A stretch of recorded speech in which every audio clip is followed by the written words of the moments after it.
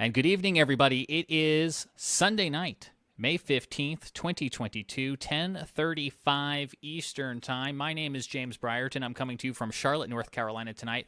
We have a very special total lunar eclipse that is very slowly beginning to get underway at this hour and will peak at about 12:11 a.m. Eastern Time. So just about an hour and a half from now. We are coming to you across WCNC Plus, WFMYnews2.com. We've got Chris Jackson from Columbia, South Carolina. We've got our friends at the Carolina Weather Group. The reason we're bringing all of these entities together tonight is because we are going to be challenged by sporadic clouds, sporadic showers across the Carolinas. And so we are teaming up with as many friends in the weather and sky watching community as we can in order to bring us perspectives. And we want to start by bringing in Monique Robinson, who's a meteorologist at WFMY in Greensboro, who has been very patiently waiting for us to get started tonight, as so many of you at home have as well, too. So, Monique, tell us a little bit about yourself, but also can you give your Triad audience who's streaming live right now on WFMY, what are their forecasts? What's their chances of seeing this lunar eclipse tonight in the Triad? I know we do that, but I don't know if I can give a percentage on the whether or not you guys are going to be able to see that super flower blood moon, all those different so many names to this name of this moon. Now, I was outside about an hour ago and I was able to spot that moon, and it was bright. It was very, very bright. And then I was on the phone talking, and about 15 minutes later, the clouds rolled in and I wasn't able to see it at all. And I posted on my social media and I said, guys, the moon is so bright. And people were commenting and saying, well, I can't see where I'm at. There's so many clouds. So these clouds have been a constant worry and concern, even leading up to today. We kind of knew that with this forecast that we would be dodging some clouds in trying to get to see this moon. So as we're looking at the radar now, across for folks in the central Piedmont, we do have some light showers that are currently moving over Davidson County, but the clouds are more persistent than the showers. Not everyone's seeing rain and not expecting for too much more rain for this evening, but the clouds are a different story. If you are in the western Piedmont, you are more likely, and in the mountains, you're getting a break from the clouds. So you are in the better chances of getting to see this moon. But elsewhere, it's not looking too good, at least for the next hour or so. Things are looking thick. That cloud cover is kind of persistent. You may get a break here and there, but I'm not really certain that we will get to see that full moon illuminating in our skies for a consistently long period of time to stretch out from that time frame after 11:53 time frame to about 1 a.m. when that total lunar eclipse comes to an end. So it looks like the clouds are much of the story more than that lunar eclipse, unfortunately, here at least, not everywhere across the nation, but at least here. I know you have an 11 o'clock newscast coming up, and I appreciate you waiting on the line with us to get started tonight. Which aspect of this are you most looking forward to? Or is it that it's a full moon, that it's going to turn red, that it's the flower moon and it's happening at the spring kind of blooming season? There's so many different aspects of this that I feel like are coming together tonight. Well, I think it's the fact that it's red. I think that's the more fascinating part. Just the fact that you see a moon that's red, but also how bright it is. When I tell you this thing is bright, when I was standing outside, it literally was very similarly an illumination to that of one of the light bulbs that were from the street lights outside. I mean, it's a very bright a moon that we're going to be seeing fully illuminated later on this evening. So I think the fact that the color and the size are some of the more interesting elements. It being a flower moon, I just love, figuring out, okay, which moon is it this month? Because they have all some fascinating names with historical backing. You're going to be on TV here shortly. How can people tweet you, tweet the station? Because I know everyone's getting excited to go outside and start to see this. What's the best way in the Triad to send photos to you guys there? Yes, of course. You can immediately, if you are able to get any good photos of the moon at all, even if you're not able to see it before it turns red later on this evening, if you get any good shots now, you can tweet me at MD Robinson TV. That is one alternative. You can also message on my Facebook, Meteorologist Monique Robinson. Also, we have our weather Twitter at WFMY weather. But the best chances of me kind of like getting that notification is if you mention me directly at MD Robinson TV, and I can get those photos up and shared with our news team. Fabulous, fabulous. Well, we're certainly not kicking you out, but we know you've got TV to do. So if you need to duck out, we totally understand. We appreciate you giving us that perspective from the triad tonight, and I'm sure our viewers will see you on the news at 11, and then we'll head back outside. So let's punch up a quick animation here. If you're just joining us on our multitude of platforms, Carolina Weather Group, WCNC, and WFMY, here's the timing, and these are in what's called UTC time, but here's really what you need to know as we head on through the remainder of the evening times. This got underway at about 9:32. There's not much to see in the sky yet, but the partial eclipse will be progressing as we go on through the evening hours. By about 10:59 tonight, we'll be at a 50% partial eclipse with totality beginning at 11:29. This whole thing will peak at 12:11 a.m. And what's going to happen is once we get into that 11:29 window, we're going to start to see the moon turn red. And so from about 11:29 through that peak, as the moon is reaching the peak totality of tonight's lunar eclipse, you're going to be able to see it turn red before the whole thing begins to kind of reverse and turn back on itself as we head on through the overnight hours. I know a lot of you are watching from Charlotte, watching on the Weather IQ YouTube channel from WCNC in Charlotte. Don't go far. We've got Brad Panovich, Chief Meteorologist at WCNC Charlotte, connecting to the Zoom right now, who's going to be giving us a great perspective from his backyard. But we're going to start here with Chris Jackson, friend of the show, who's coming to us from Columbia, South Carolina, who either has figured out some sort of photography magic, or I think has superimposed himself in the corner there, Chris. But that is, in fact, not a Zoom background, right, Chris? That's the moon. Right now, I'm using a multicam setup with my big camera on the actual moon, and I've got my other Sony camera, set on me with the key light. So yeah, that's what's happening right now. I figured I'd, do a little split screen here. Well, we appreciate you joining us for tonight's simulcast, Chris. Chris Jackson, Storm Chaser, you guys may know from Twitter and from Facebook. We'll let him plug his platforms here in just a moment, but he is an avid photographer. And Chris, you've been out there for a few moments setting this up. What we're looking at right now, I imagine, is the answer to my question. What are the skies? What's the cloud cover like? Right now, James, I'm getting some broken cumulus that keeps coming right across the moon. Like here in about probably, I don't know, it looks like maybe 45 seconds to a minute. Probably going to get the moon blacked out. And just to my west, over in Saluda County, about 30 miles to my west, there's about 3 showers that's popped up along this little, stationary boundary. And what's left of the sea breeze is propagated inland tonight. So it's going to probably be a little bit hit and miss here, but we got a couple cameras all across the region. We certainly do. Let me show folks here on the screen what the satellite looks like at this hour. And you can see there we do have good amount of clouds over the I-77 corridor here in Charlotte, here in the Triad. Chris is doing all right at the moment where he is in Columbia. So let's bring in Chief Meteorologist Brad Panovich from WCNC in Charlotte, who is battling, I think, some of the clouds right now. That's a gorgeous, you're going to show up. Chris has a double box, but Brad has a triple box. So good evening to you, Brad. Yeah, I just show Chris up a little bit here. It's all good. As you can see from my backyard, as just like Chris, I've got some clouds kind of going in front of the moon. Here it looks like the clouds are going to clear briefly, and you'll probably see that little part of the moon that's being obscured right now, kind of towards the lower left. What you see, you probably don't see me very well. My laptop is on there. I got it really dark out here. I don't want to obscure my eyes, but in the lower left corner, that's a program called Stellarium. So that's a virtual look at it. But what you're seeing right now is my Sony camera. That's my A7C. I have a 300 millimeter lens on it, and I've got 12 digital zoom right now. So you see the clouds kind of moving across right now. And I'm kind of like in the same boat as Chris. It's like pretty amazing. Occasionally, I get a great view of the moon, and then the clouds obscure it, but then it's clear again. And that's really what I want to tell a lot of people watching tonight is, don't be deterred by the clouds currently, because if you go out, this is a long duration eclipse. It's going to take until, to become full until about midnight. And any time between that 11:30 to 1 a.m. time frame when it's at totality, you just need a break for like a couple minutes, couple seconds even, in that part of the sky to see it. So don't let the clouds currently deter you, because I'm out here right now, And I can tell you there's some strato Q going by, but I'm going to get a break here, probably another 20 minutes as I look off to the east. There's another big hole developing. And that's kind of the way it's going to go tonight. It's going to be hit or miss with the clouds.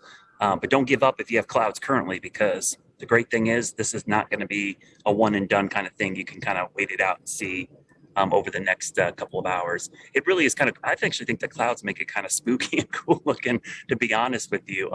Sure, I'd love to have completely clear skies, but I tell you what, it is really eerie looking. It looks like it's going to appear again here. Man, I got to move my camera, so bear with me. And I'm going to remind folks that it's not a horror flick. It's not a spooky movie. That is Brad Panovich in the dark, because he is trying to keep his eyes to the sky with a live look here from Charlotte.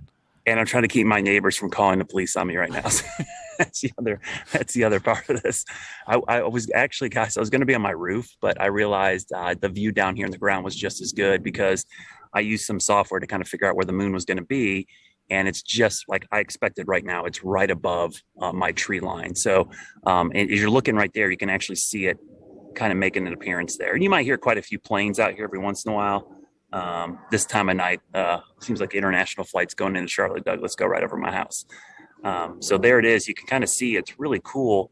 Now, when these clouds kind of move away, if you look to the lower left, you're actually starting to see some of that show up. And I'm gonna change to the Stellarium program here quickly. Let's see. I'll go full screen, so you can kind of see. I'm gonna zoom in on this on the moon here. If I can get a little bit closer. We'll get a little closer to it. So you can see right there in the middle of your screen, kind of half of the moon now is starting to see that first part of the shadow kind of go over it. So we should start to see some darkening. So it's going to be kind of weird, because when the clouds go over it, it looks like it's a cloud, but we're actually starting to get some of the moon being obscured by that first set of shadows. So it should be pretty cool here over the next couple of hours. I'm really looking forward to when we get closer to the totality starting, because the neat thing about a lunar eclipse is when it becomes full. Because I'll be honest with you, there was a partial one last year, and I was debating getting up in the middle of the night to go look at it. Right. And I set my alarm and I went out there, and I was just blown away. I was like, that is really cool. So it was totally got up worth in the middle of the night for it. Yeah, and I was not expecting it to be as dramatic as it was, and it was pretty spectacular, because that blood moon that they talk about, that red orange color, it is really spectacular to see the full moon kind of in that. It looks like a filter. It looks like an Instagram filter has been over the moon. It almost doesn't look real. So it is a really cool event if you want to wait it out.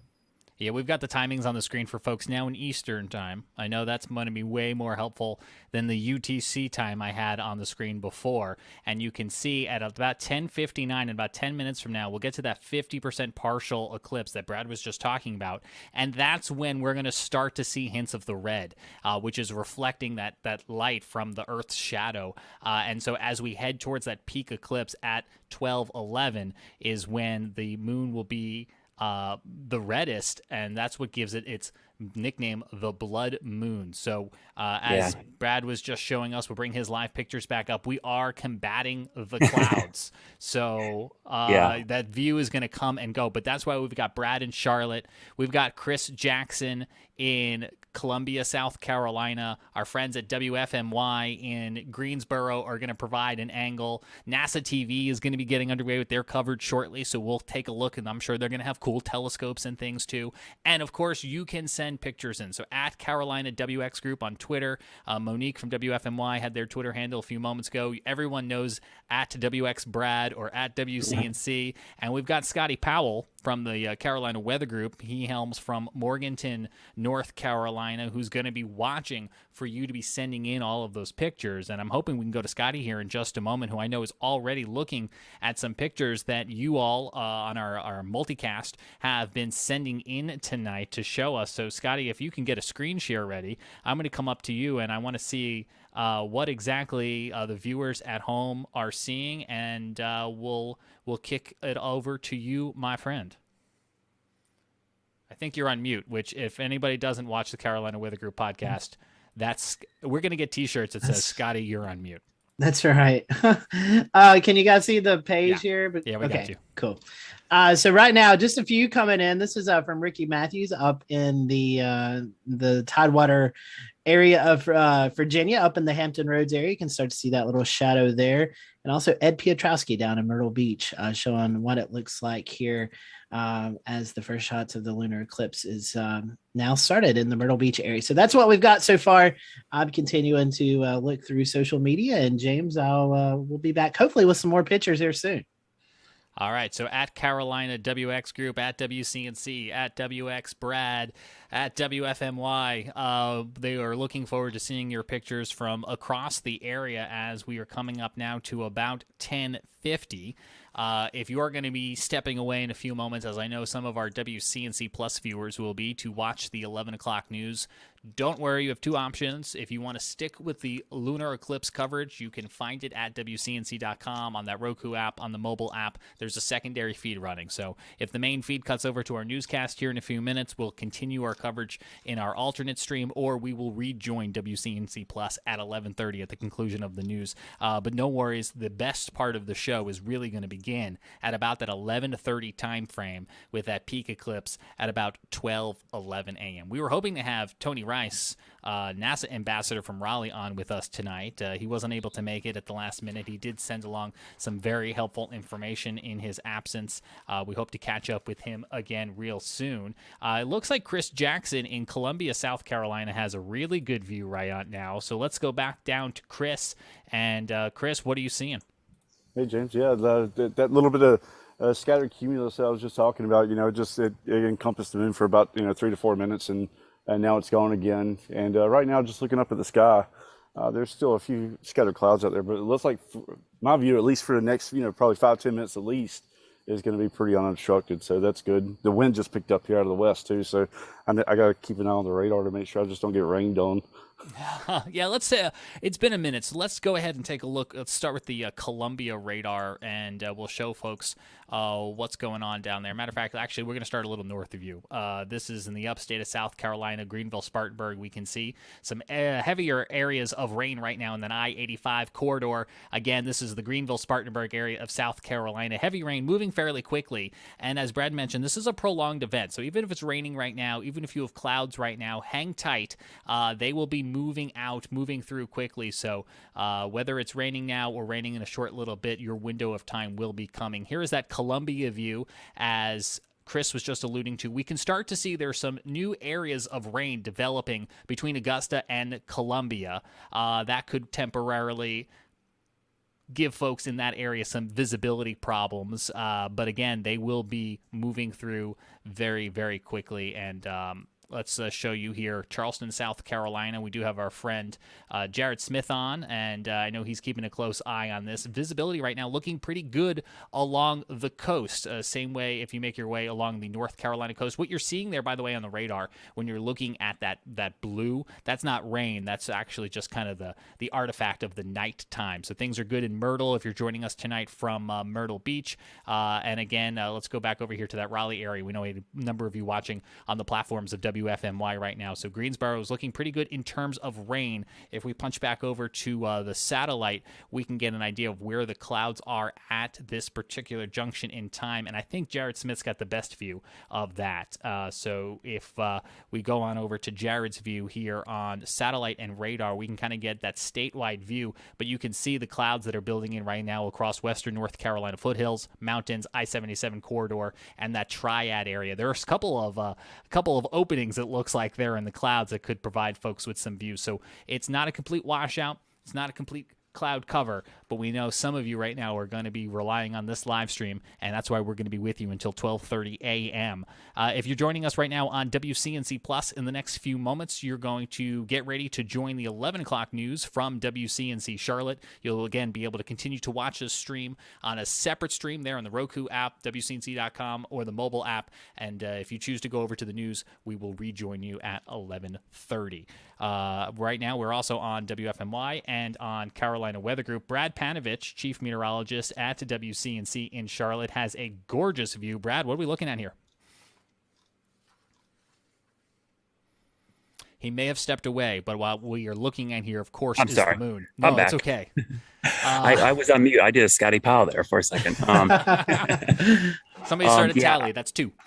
Yeah, I was going to say, I got a nice break here. So the view you're looking at right now is in between some clouds, and you can see more than half of the moon is now obscured by a shadow. So that is not a cloud. That is actually the shadow moving over the moon. So this is a great view. And this is what I talked about. You know, you get these breaks in the clouds, and this is all it takes to get a glimpse of it. Now you can actually see some of the clouds trying to move back in, but this is the way it's going to go tonight. This is why it's totally worth heading out and looking at this, because for about, I'd say 2 minutes there, we had a great view, but now you see the clouds moving back in. But don't worry, as I'm looking up at the sky, I'm looking at the camera as well as you guys are. This cloud that's moving over right now that completely obscured the moon should be moving through quickly, and we're going to have a big clearing coming up here shortly. I can actually see it moving in. So these clouds are chugging along pretty good, which is good. So they're not stagnant and they're not staying over. The one thing I'm a little worried about meteorologically tonight, guys, is fog. Oh, yeah. I think the later we get into tonight, we might see some low clouds and fog form. So I'm hoping that doesn't happen before these clouds move out, because that's the flip side. Once the sky is clear, that's going to allow for radiational cooling, which will cause the low levels to get cooler and it'll moisten up, and we could see fog form. So this is going to be a dance tonight to see when the fog forms and when the sky is clear, because they're kind of tied together. Well, speaking of, we have our Dallas, North Carolina tower cam, Brad, and we can take a look here. You can see out on the horizon that pretty persistent cloud cover that is across the foothills of North Carolina, unfortunately, tonight. So special hello to those of you who are watching, maybe on your phone, maybe you've stepped outside, you're watching, you're listening to us while also staring up at the sky. We are keeping our fingers crossed for you that you get an opening here in the next little bit. But if not, that's why we are here. That is why this collaboration is underway tonight, because then if Brad Panovich's moon is clouded out, we can do this. We can go over to Chris Jackson, who's up on the screen right now, where, Chris, it looks like we're missing about half the moon. Is that a cloud, or is that the status of our eclipse here at 10:59? That's actually the status of the eclipse. You can see a little bit of the low-level cumulus just going, I guess, over the bottom right side of the visible moon. But now it looks like it's going to kind of clear up just for maybe a couple minutes here, hopefully. But yeah, it looks like we're getting nearly 50% of the moon is covered. All right, and that is about the right timing. Not that I would have expected the timing to be off, but if we pull our animation back up at about 10:59, in about 2 minutes from now, that's exactly when we expect it to be at about halfway through this. And as Chris's shot is showing us, the moon is beginning to disappear. But then as we keep a very close eye on it, as we head through the 11 o'clock hour, we're going to look for that red to move on in. That's the light reflecting through the Earth's shadow, and it's actually going to give it that blood moon look. And we joked at the top of the show that tonight's eclipse has so many names. It's a total blood moon, flower moon eclipse. Total because it's a full moon, blood moon because we're going to get that reflection of the light, the refracting, that's the word I was looking for, I think, of that light that's going to turn red, but then also flower moon because it is May, and this is the full moon of May as the flowers are blooming, or if you're my wife, unfortunately, who can probably hear me in the other room and is not going to be happy that I'm bringing this back up,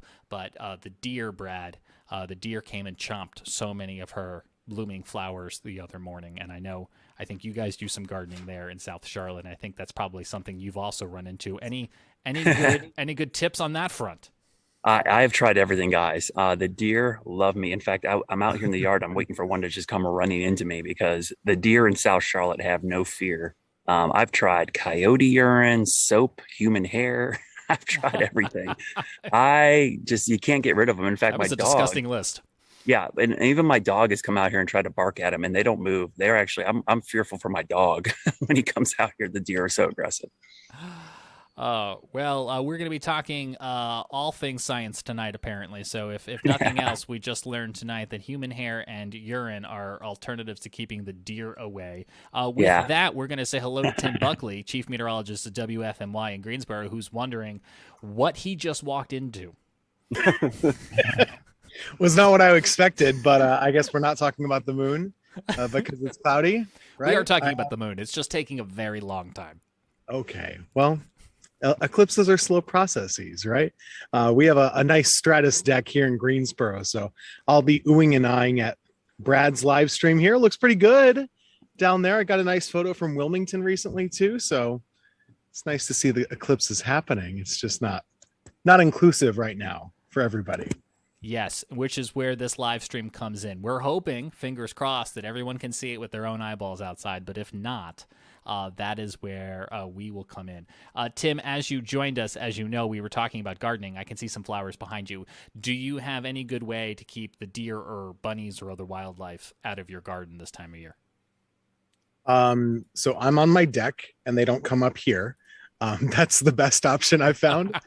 Last year, I bought all of this crazy netting or something from Home Depot, and they like just cut holes in it themselves. So I've not found a good solution to that. I just grow things on my deck instead. It's not been super successful for me. That seems convenient. Yeah.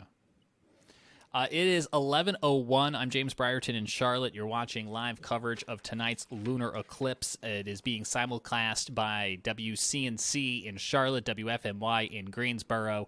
We've got Chris Jackson from Columbia. We got so many of you watching on YouTube, and we appreciate you tuning in to this multi-stream tonight, regardless of where you are watching. We want to know that we are here to provide you some real-time weather information, analytics, and views. And we're going to go over Scotty Powell, who's in Morganton, North Carolina. Scotty has been watching what you all have been sending in regarding your photos. So, Scotty, how are those photos coming? Or if nothing else, how can people get you those photos? Scotty's on mute. That's 3. The best way to get those to us is at Carolina WX Group. Monitoring here on our Twitter page. You can also send those on our Facebook page. We have a few photos out there. One recently sent in from Asheville, so let me pull that up here on the screen. This is about 10 o'clock tonight from Maddie Media. They're in the Fairview community, so probably neighbors with Evan Fisher, but that's kind of what it looked like there at 10 o'clock. Here's a Ricky Matthews shot up in the Tidewater region of Virginia earlier tonight, and then Ed Piotrowski had this beautiful shot down in the Myrtle Beach area as well. So you can tweet those at Carolina WX Group. We'll be monitoring those throughout the evening, and just put a tweet out there to remind folks to send them to us. So as soon as we get some more photos in, James, we can show those off. You can send them to at WCNC, at WFMY, and here is himself at WX Brad, who's given us just a little bit of light on his face when he gets close to the laptop there, so we can see he is actually out there in the dark. Yes. And it looks like more clouds are rolling in on your shot there on the right, Brad. Yeah, it's kind of coming and going, but I tell you, this last little batch of high clouds should be moving out quickly, and I got a big patch of clear sky coming up here. So if we stick with this for a second, I'll go full screen with this shot again, because I think this will look really good. Let me go full screen with my Sony camera here. You're going to watch. I'm going to move the camera here, so I'm stepping over. Just if you hear me a little bit farther away, that's why. I'm going to move the camera just a little bit. So this last little batch of clouds here, I'd say give it a couple minutes here, and you're going to see a pretty spectacular view as the clouds are kind of moving out of the way. But you can clearly see even through the cloud deck. I know it's hard to see with this camera shot because I have the ISO kind of cranked down a little bit. I've been going back and forth depending on the cloud cover. But you can actually see a good, I'd say 2/3 of the moon now somewhat obscured by the shadow of the Earth. And the cool thing about this part, guys, is this is where the shadow is really dark. It actually looks like the moon's getting eaten up. But what's really cool is when we go to total, it goes from being almost completely black to this big red blood moon. And, we've been talking a lot about that color and, why it's called that. It's just because that's what they, ancients called it. But we know if you were on the moon looking back at this eclipse, essentially what you would see looking back at Earth would be a big ring of sunrises and sunsets around the edge of the Earth, because some of the sun's light is actually being bent around the Earth through the atmosphere. And just like we have red, orange colors at sunrise and sunset, that's what it would look like looking back at the Earth. It would be a ring, and that's what's being projected, basically an infinity ring of sunrises and sunset looking back at the moon. So that's where it gets that color. And it's really spectacular when that happens, because you can see the full disk of the moon, but it's got this kind of filter on it. It looks just kind of like reddish orange. And you can imagine, we know what's going on here, but could you imagine being ancient man looking up at that and going, what is happening to the moon right now? So you could imagine all of the crazy things that you thought the gods were doing, or you had done something, or you needed to make sacrifices, because it really is kind of eerie when you don't know what's going on. You're used to seeing the moon every night, and all of a sudden one night it starts getting eaten up and turns red all of a sudden. So it would be really bizarre if we didn't really know the science of what was happening. NASA TV has started their live coverage, Brad, and they just showed an animation of exactly what you were describing. We're going to show it to our viewers now, how the moon is going to go into that Earth's shadow, and then watch the way the light. This is exactly what Brad was just describing. You can see it here in this NASA animation coming your way in just the next few moments.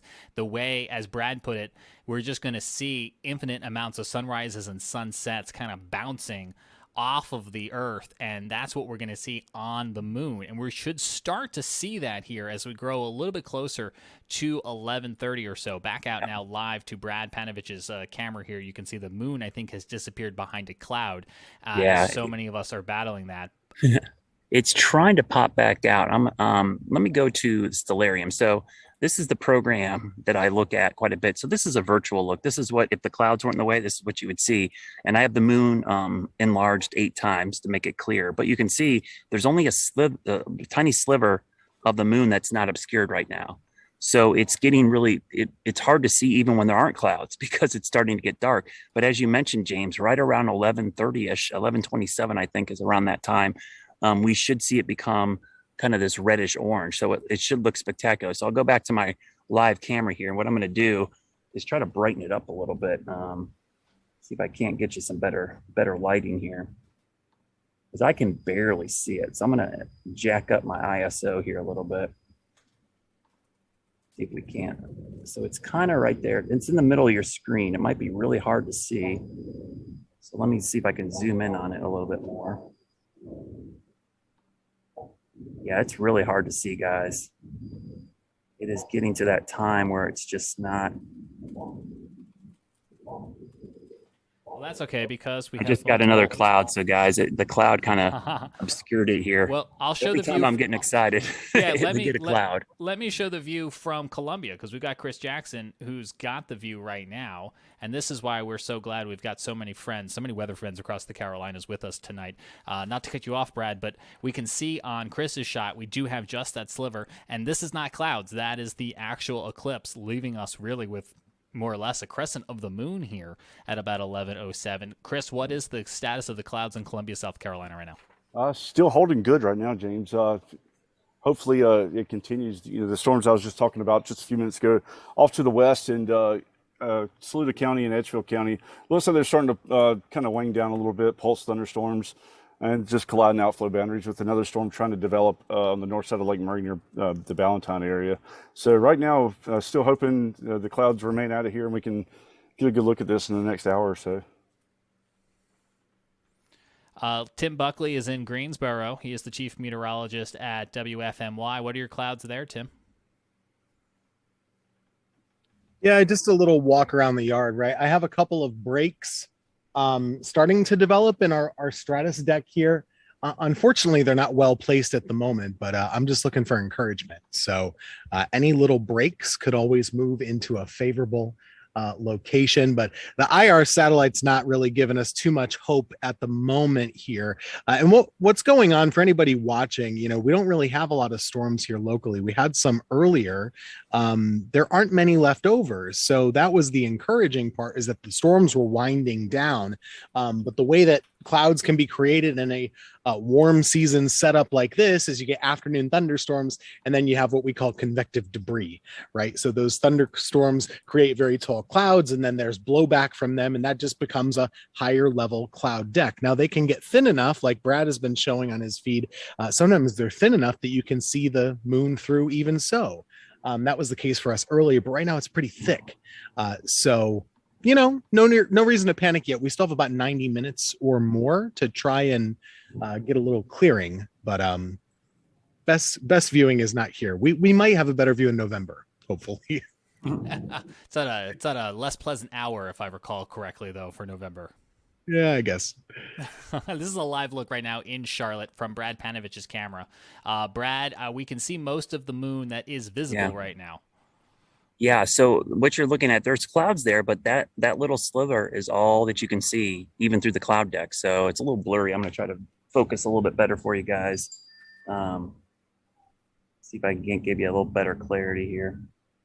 So that's what you're looking at. I'm going to put the ISO down a little bit. Try to brighten it up for you just a hair. There we go. So that's a little better. So that's probably the best view I have right now. And you can see that's all that's left. I mean, it's starting to progress. And look how dark it is. I can't see any part of that lower left part of the moon now. And what'll be cool is that will be visible eventually at totality, because there will be those sunrises and sunsets kind of illuminating. So I think that's the most spectacular part about the whole thing, is when it goes from complete blackness to back to red. That's kind of a cool transition to see. So if you want to time this out, I know we always say the max is at 12:11.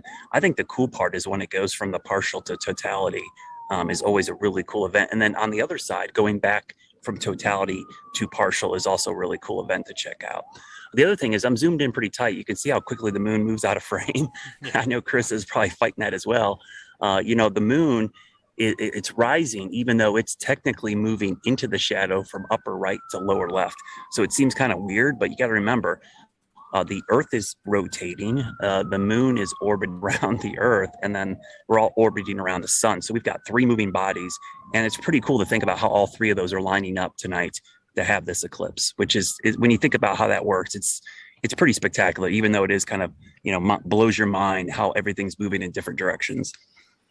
That is the voice of Brad Panovich, Chief Meteorologist at WCNC in Charlotte. I want to say hello to all of you who are now joining us on multiple Facebook pages. I am James Brierton. We have Brad Panovich from WCNC. We got Tim Buckley from WFMY in Greensboro. We have our friends at the Carolina Weather Group who are spread all around the Carolinas, because we are watching this lunar eclipse, which is underway right now. Back out to that live picture from Charlotte where you can see more than half of the moon has now disappeared. We are going to begin total eclipse totality as we work our way towards 11:29. Here's an animation if you're just joining us on what we can expect to see. We're right about here. In the next few minutes, we're going to expect the moon to begin to turn red, and that's what gives tonight's lunar eclipse that blood moon nickname, because not only is it a total moon because it's a full moon, but it's a blood moon because of the way that the Earth and the moon and the sun, we're going to get this beautiful bright red full moon here in the next few minutes, and the eclipse will peak at 12:11 a.m. We are battling clouds and a few rain showers across the Carolinas, and as Brad works to adjust his shot, as he was just telling us about there, as he's trying to track this and keep up with it, we're going to go to Chris Jackson. He's a storm chaser in Columbia, South Carolina. Chris, you've got the moon behind you superimposed. What are the clouds like? What's the view like? What's the evening like outside for viewing right now across Carolinas? We're still good. We've been battling clouds for the last, 30, 45 minutes or so, but thankfully the last 10 or 15 minutes has been really good to us here in Columbia. It looks like most of the moon's now starting to, get that shadow across it as we get closer to totality here. And just like Brad was talking about, man, this is a bear. Like, I know he said he's at 300 millimeters. I'm at 400 millimeters. Like, it seems like every 5 minutes I'm having to cut my camera off and run away and reframe the entire shot, and let's do it again. So yeah, just trying to do our best here to get everybody watching a good shot. Yeah, talk a little bit, Chris, if you would, about, from a photographer's standpoint, what do you have to do in order to focus on the moon tonight? So there's two real methods to it. You can use the autofocus, and if you have a good camera and a relatively good lens, it should be able to pull autofocus just fine. But me personally, I like to put it on the tripod, get my shot framed up, relatively quick, because it'll be out of frame if not. And then I like to actually pull manual focus by zooming in on the actual moon itself, and then getting a little bit shallower depth of field and not just a little bit sharper on my lens at f6.3 for photographers out there. 6.3 to 7.1 on this Canon 400 millimeter lens I have is real butter. So that just is kind of the method. And then with the ISO, I know Brad says he's battling the ISO, and same here. I think I'm shooting ISO 400 right now, and what that allows you to do, it allows the camera to better process the light that's coming into the sensor, and allows you to have a little bit quicker shutter speed and stuff like that, and compensate for the low light scenarios. That is Chris Jackson in Columbia, South Carolina. Back over to Brad Panovich in Charlotte, North Carolina. Brad, do you have anything to add to that from a photography standpoint? Yeah, it's a much more difficult thing to shoot than you think. I remember when I first got a camera and got into photography, I really wanted to do astrophotography, and you would think shooting the moon would be something easy. And I had a lot of trial and error. And I'm with Chris. I'm at ISO 400 right now. I'm at 6.3 my aperture, but the focusing thing is really hard. I don't trust the autofocus on the moon because even infinity doesn't really work. So I end up zooming in on it, doing digital zoom, and then trying to focus real sharp on a crater or two. And that's how you end up with some of the best images of the moon. The other thing is, remember, like tonight where it's a little more difficult to shoot, but on a full moon night, you don't actually shoot at a very high exposure ISO because you're basically shooting reflected sunlight. So it's a really quick exposure. Normally tonight is a little more difficult because as I lose that reflection, I've got to crank up the ISO and start getting longer exposures. And tonight is going to be interesting. I'm really curious to see what I'll be shooting at once we get to totality because you don't have as much light hitting the camera. So you got to adjust for that. But I'll tell you what, right now, this is the best it's been all night, James, here in Charlotte. Not only I'm looking up and we're getting close to totality, but I don't see many clouds now anywhere near the moon. There's a couple high clouds, but nothing that would obscure it. So if you're watching right now, this is probably your best chance to get out and look at it if you're in the Charlotte area, because I'm looking at the whole southeastern sky, the whole probably 80 degrees up, 20 degrees west and east, and I don't see anything but a few cirrus clouds right now. So we're in pretty good shape here in Charlotte. We do have one area of storms on the radar right now, and they're in the I-85 corridor of upstate South Carolina. So folks who maybe watch Brad at WCNC in Cleveland County or York County, you could have some rain headed your way in the next few moments. But Brad, I re-queued up that animation that NASA had for us just a few moments ago, and I know we have some new folks who are joining us on our Facebook Live streams now across many of the Facebook pages. Can you talk again about why the moon is going to turn red? And I'll queue up the animation here. Yeah, so the way you got to think Partially about this is if you're looking back at the Earth from this eclipse tonight, what you would be seeing is once the sun goes completely around the Earth, or behind it, I should say, it's going to look like a ring of continuous sunrises and sunsets because the light will be bent around the Earth's atmosphere. And so if you think about those beautiful colors we have at sunrise and sunset, when you have reddish oranges, that ring around the Earth is going to be projecting that color onto the moon. And that's how you end up with those beautiful reddish orange or blood moon. So it's really cool to think about. If you've ever seen a solar eclipse, remember the solar eclipse a couple years ago, when it became totality. I was down in Lake Murray near Columbia, near Chris down there in the Midlands. And you see that ring, the corona ring around the moon. It looks really cool. Well, this is the reverse of that. You're getting that around the Earth, and that's projected onto the moon. And so you get that red color. So it's pretty spectacular. I mean, it'd be really cool if some way NASA, if we ever went back to the moon, could get shots looking back towards the Earth during a total lunar eclipse. It would look amazing. That would be really cool. We're looking live right now at WCNC's tower camera in Dallas, North Carolina, and you can see we still have that low cloud deck. It's not solid. It is broken in places, and so if you're watching across the western foothills of North Carolina, are you turning the camera, Brad? Because that was Yeah. some nice timing. Yeah, I'm moving it a little bit because I do have some high clouds, or I'm not doing that. I don't know who's doing that right now. Somebody's trying to. We'll say hello to KJ Jacobs, I presume. Yeah, KJ's probably moving it right now. Yeah, I was moving my camera. I've got a little bit of high cloud cover here, but I'll tell you what, James, just looking at it, I can see it with the naked eye. We're getting really close to totality here.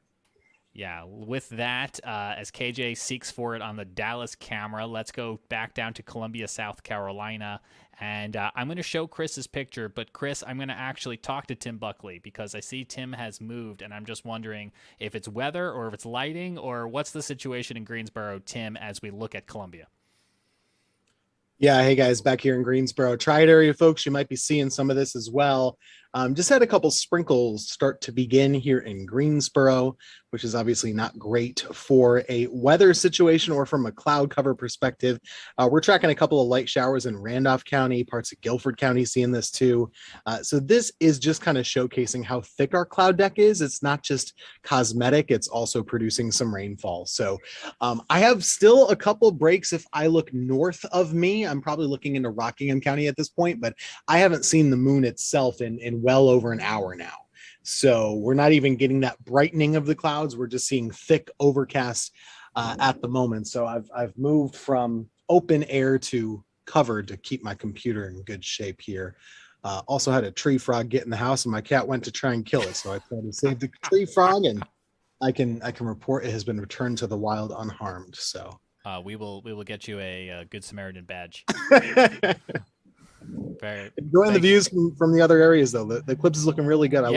Let's show Chris Jackson again. He's in Columbia. Chris, you got any of those pesky clouds around? Still fingers crossed over here. I'm kind of excited right now. I thought I might get a big batch of cumulus about the time this thing gets going really good. But looking up at the sky, still I can still see pretty well clear skies all around the moon. So fingers crossed it remains that way for the next 20 minutes or so. I'm going to pop onto the screen here. NASA TV is also doing their coverage, and in just a moment, you can see it in a small box, and they're going to move it to a big box. Their telescopes and their cameras are beginning now to pick up the blood moon aspect, the red that Brad was talking about a few moments ago. Hopefully that should be coming full screen. There it goes right there. So this is actually the view from Chile, but they're using their professional telescope cameras to be able to zoom in enough. Chris, are you able to pick any of that up with your camera or your naked eye? Yeah, I'm starting to see a little bit of it. I can start to make out the actual, the silhouette of the moon, and starting to get that faint red glare from it. Here in about 2 minutes or so, when I need to move the camera again, I'm going to set up and should have a good shot of that here, maybe 2 to 3 minutes.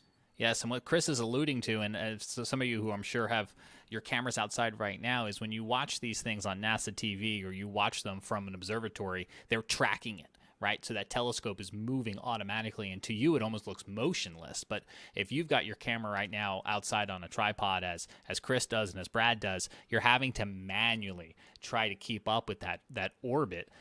So that's the view from Columbia. It's been a minute since we checked in with Brad Panovich in Charlotte. And Brad, are those clouds, or is that the moon disappearing?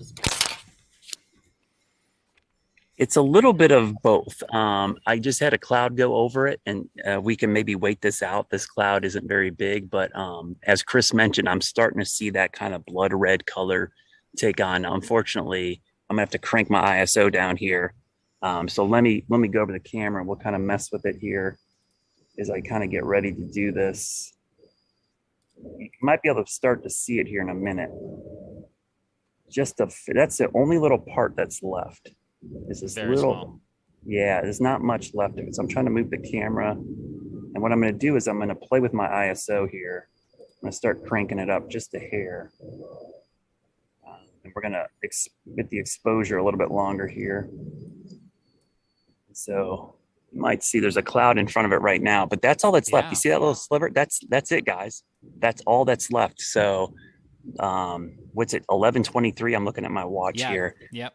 So we've got a couple more minutes here, but that's how close we are. And that little sliver is going to go from that little white, and it should become more of a red disc here coming up. So that cloud's moving away, so you're seeing a little bit better view of it right now. Yeah, NASA has an animation here I'm going to put on the screen, because the moon's going to disappear, and then the way the light hits it, we're going to actually start to see that red glow as we move towards the peak of 12:11 a.m. So it's a slow-moving science show in the sky tonight, as Brad, I think, has really zoomed in here to try to catch for us what is that last little sliver. Yeah, I'm trying to focus in, but if you look closely, guys, you can actually start to see some of the blood red on the left side. Is that little, you can actually starting to see more of the moon show up as that little white part goes away. It's actually starting to turn red. I can see, look at the lower part of the moon, it's starting to turn that blood red now. I think we can see it ever so slightly. So there's a cloud over it too, which isn't helping, but this cloud's moving pretty quickly. But yeah, I'm looking through the camera. It looks a little better through the camera than my naked eye, because I cranked up the exposure here to try to, so it's getting close. I'm looking at the watch. We've got, let's see, we got 3 minutes, I think, until totality.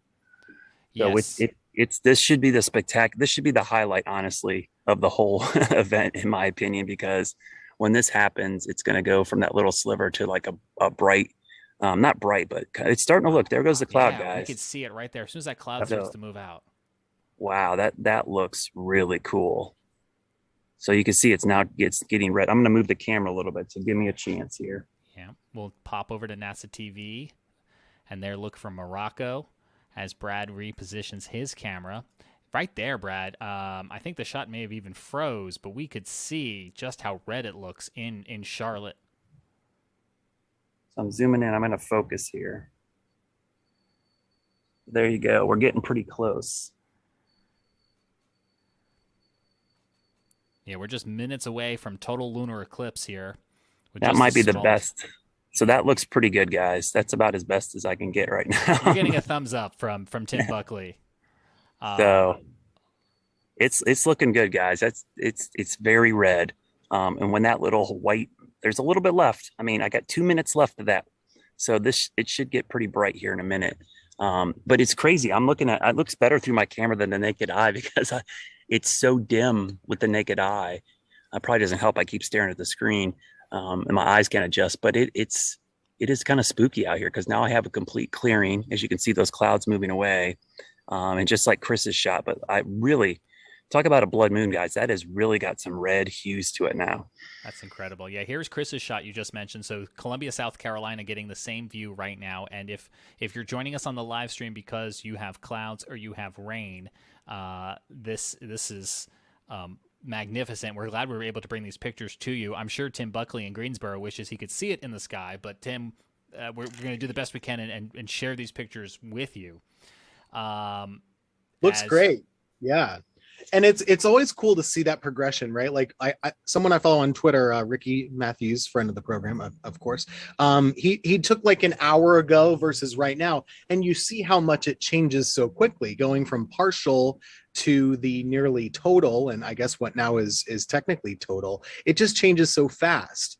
And now we're going to get this totality for a while, right? So it's going to peak, I guess, at about 12:11 local time, and you keep this around through about 12:53. So if you do have a totally cloudy sky and you are just a diehard and you're going to want to fight till the bitter end, you can hope for some extra clearing till that point. Clouds have been pretty stubborn in most of the Piedmont, but there's always hope. Yeah, let's show radar here right fast because this is the view of the satellite and the radar right now across the greater Charlotte area, and you can see what some folks are having to battle. We've got rain coming up the I-85 corridor, coming through Gaffney, coming through Spartanburg, breaks in the cloud where I am in southern Mecklenburg County, but places elsewhere in Charlotte, places like up in Greensboro where Tim is, and even back across maybe Hickory and Statesville, you can see it's pretty clouded in. And if you're watching this stream right now, you're going, yes, I know that already. Please show me the moon again. So here it is from the South Charlotte. I mean, Brad, I guess you are on the right side of town tonight. I'm breaking up a little bit, aren't I? That's okay. Hopefully you guys can still hear me. So there we are. I'm getting some clouds still. I'm getting a little blurriness there. I'm going to try to focus in, guys, a little bit. I'm going to go in really tight. I'll try to get some good focus here. Focus it just a hair.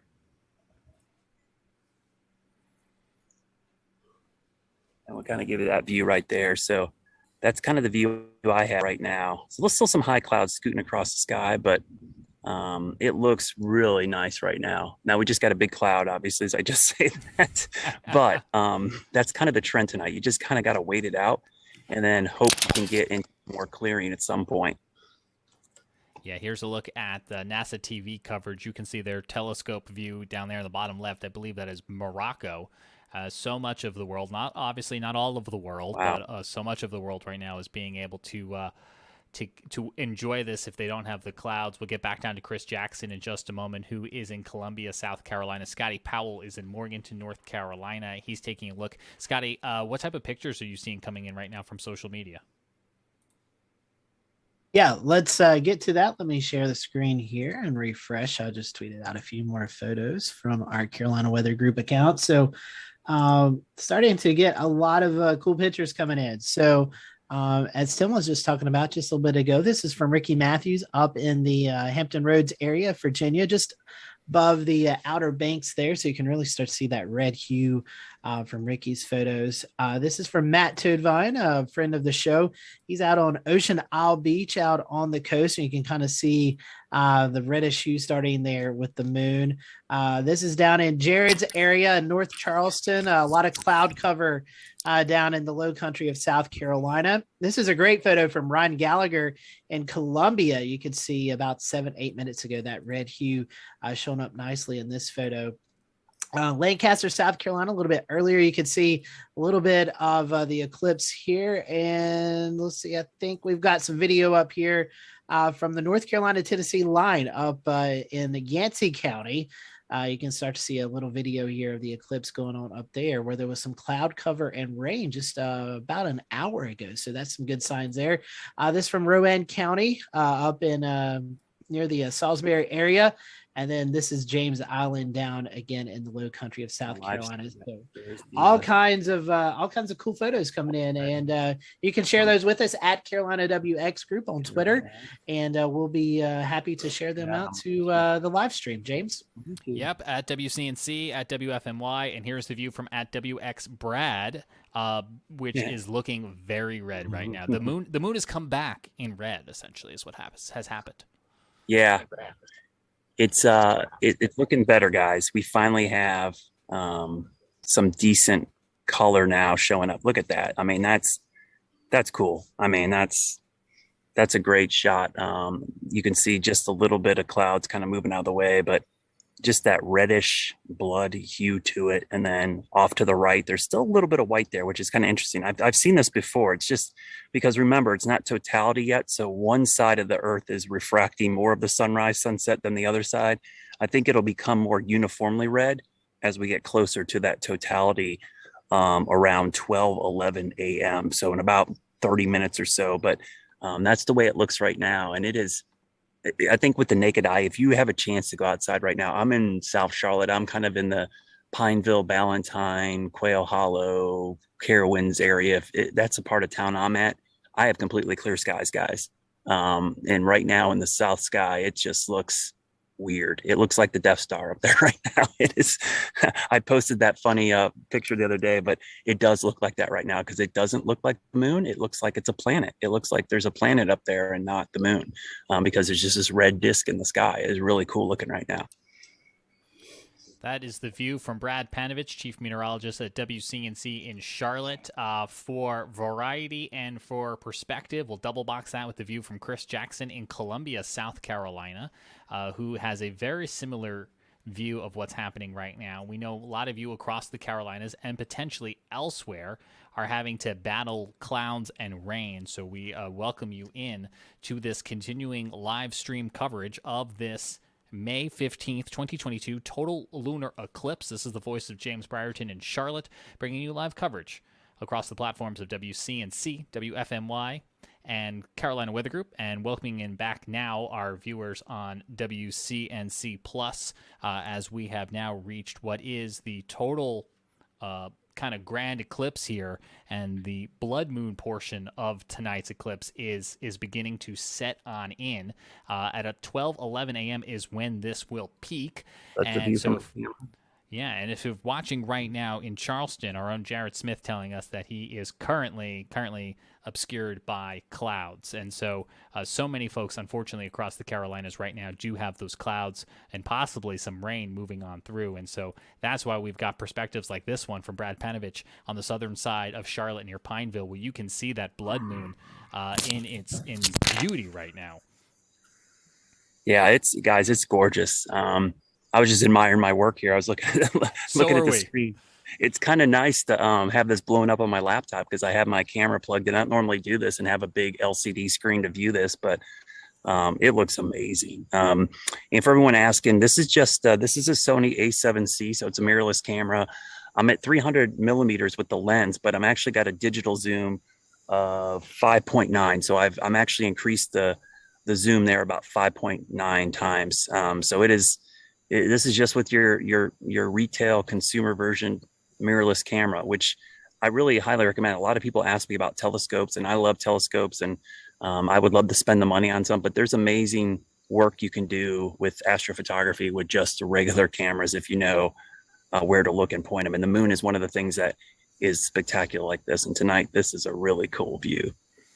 Brad, as we keep your shot up, I'm going to read some of the comments that are coming in, because not only do we have people watching from across the Carolinas who maybe have the clear view, maybe have the clouds, maybe have the rain, but we have folks watching from Chicago. We have folks watching from Brazil. We have folks watching from Lake Charles in Louisiana. So no matter which of our YouTube live streams you are watching on tonight, we welcome you on in here, and so glad you are here with us. And hopefully you're getting a view of this outside your window, but if not, that is exactly why we are here, because we wanted to be able to bring this to you. That is the look right now in South Charlotte from Brad Panovich, Chief Meteorologist at WCNC in Charlotte. I'm going to pop up real fast here a gorgeous view from Chris Jackson, Storm Chaser out of Columbia, South Carolina. You can see the blood moon in effect there. We also have the voice of Dan Whitaker. He's a storm chaser out of the greater Greensboro area, joining us, I believe, on the road from Kentucky, if I'm not mistaken. So if you are one of those many people watching us from outside the Carolinas, Dan, what's the situation like with the clouds in Kentucky?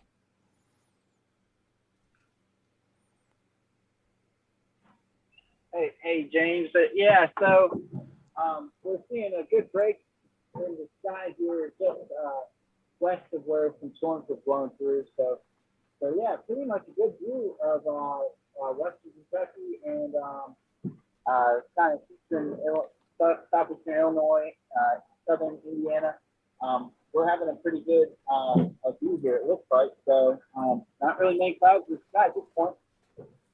All right, a little hard to hear you, Dan, but appreciate you checking in. Viewers right now taking another look at Charlotte, North Carolina. We have Scotty Powell from the Carolina Weather Group in Morganton, North Carolina. It looks like he just stepped outside, and I'm curious, Scotty, in the foothills there in Morganton along that I-40 corridor, do you have a view?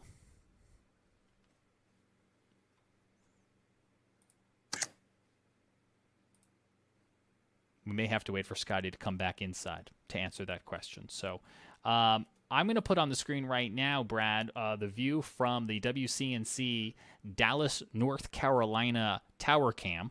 This is to the northwest of Charlotte, because it's getting dark, obviously. But It looks like we've got clouds rolling in, and I know we had some storms rolling in that I-85 corridor, and I'm wondering if that's what the camera is looking at here. As we bump over to radar, we can see there is a line of heavy rain right now coming into view of that Dallas camera, so there's a possibility that the view could be obscured here for folks in portions of Gaston, Cleveland, York counties as we head on through the next half an hour.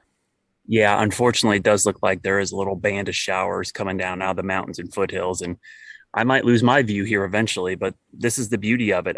Even if I lose my view, I had a great couple of hours here of in and out of clouds. And now during totality, I have the best view I've had all night. So hopefully you get a break, but if you don't, this is why these shots are up. I mean, these are pretty amazing shots to see, guys. And I think the naked eye is just even better. I don't think the camera does justice to it. I know that looks spectacular, but it's almost more spectacular with your naked eye because it just doesn't look, it looks surreal. I can't really explain it any other way because it doesn't look normal. It's this red disc in the sky right now.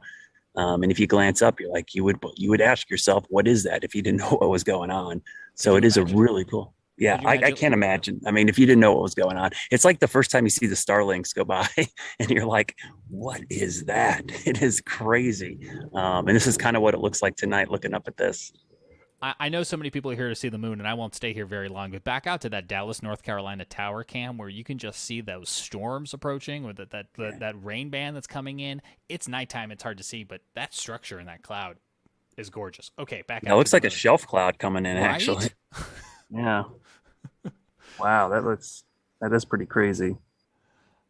Yes, there is some good outflow. I'm looking at it on radar, so there is a good outflow coming with that. So yeah, that's going to obscure a lot of views here shortly. And we know folks down in the Columbia area, there's a few storms. As I just mentioned, there's 2 deer walking right by me. They don't even know I'm out here streaming. So just get that urine and human hair out earlier. Yeah. See, they're not scared of me. They're just, get away from my plants, deer. It's like Brad the Scarecrow, guarding the garden. Chris Jackson, what are things like there in Columbia? The storm clouds holding off for you? Yeah, thankfully, James, they're still holding off. I'm still watching two little rain showers just between Batesburg and Gilbert along the US 1, US 378 corridors in western Lexington County, and another couple of showers up I-77 toward Brad's neck of the woods in northern Richland County and Blythewood. Those storms are continuing to head toward me here in Casey, just on the west side of Columbia. So I hope they hold off, but the cloud cover is thankfully holding off. Thank goodness. I see Tim Buckley in Greensboro is on the move. He had moved under his front porch when it began to rain a little bit earlier there in the Triad. And I know he can hear me, and I know he's walking. So once he comes off mute, we'll check in with him because I see him moving around his backyard, I think trying. Yeah, I'm just sadly walking around, guys. I'm just, I've got clear sky over this way, to the south, to the west. But right where the moon is, from my perspective, I need it to be clear in the northeast right now. And that's kind of where my clouds are the thickest. So I might hop off and even head up the road a little bit, because I think I might be able to get a view just about 10 miles up into Rockingham County. So that might be my best option. All right. Well, if you don't hop back on, thank you for being here. You're obviously welcome to hop back on, and we'll watch your Twitter. You bet. Enjoy the view, guys. It's been really cool. That's Tim Buckley, chief meteorologist at WFMY in Greensboro, North Carolina. I'm hoping him the best, that he is able to drive up the road and get a better view, as I think so many people right now are hoping, if they're not able to see it, that maybe changing directions would be able to.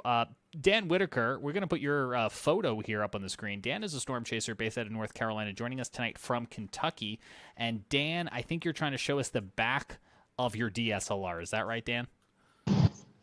That's correct. Yeah, this is from the Kentucky and far west side of Kentucky right now. Basically, this is a live video of the moon as it is right now. So this is just kind of a digitally zoomed in live perspective of what it looks like.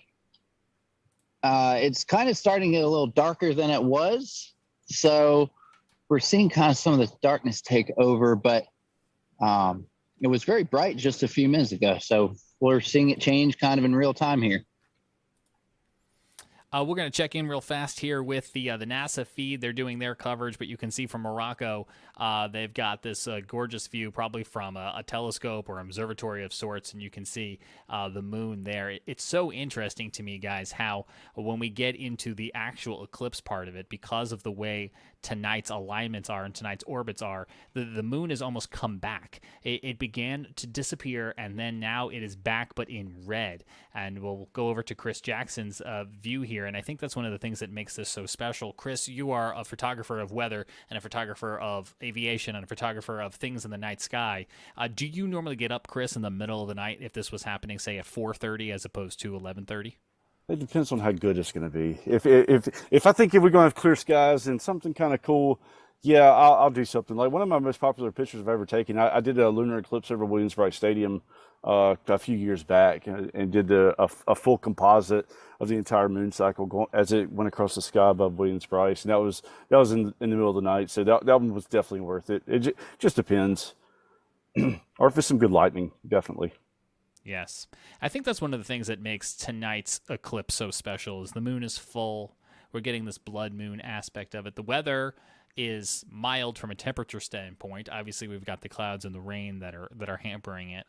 But it is putting on quite the show, and at a pretty reasonable hour as far as eclipse goes. You don't have to get up early. Maybe you're staying up a little bit late.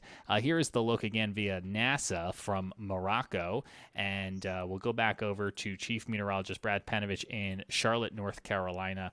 Brad, that's a great view. Yeah. And are the deer still watching with you?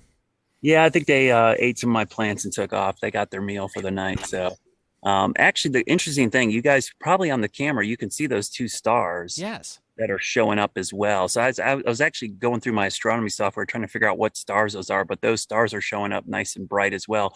Because typically when I shoot the moon, it would be overexposed if I had the ISO this high and the exposure this long. So it's kind of rare that you can shoot the moon and actually see some of the stars in the same frame, because I have the camera to a setting point where those stars actually show up with the moon. So it's kind of cool to see that. Yeah, you're probably getting, like you're showing us, the ability to see things you might not normally be able to see, which, reminds me of one of the frequently asked questions heading into tonight's eclipse is, oh, do I need special equipment? Do I need special glasses in order to wear it? Because we're all thinking back to that solar eclipse where we needed those special glasses. But no, not at night here. It's perfectly safe. It's perfectly fine.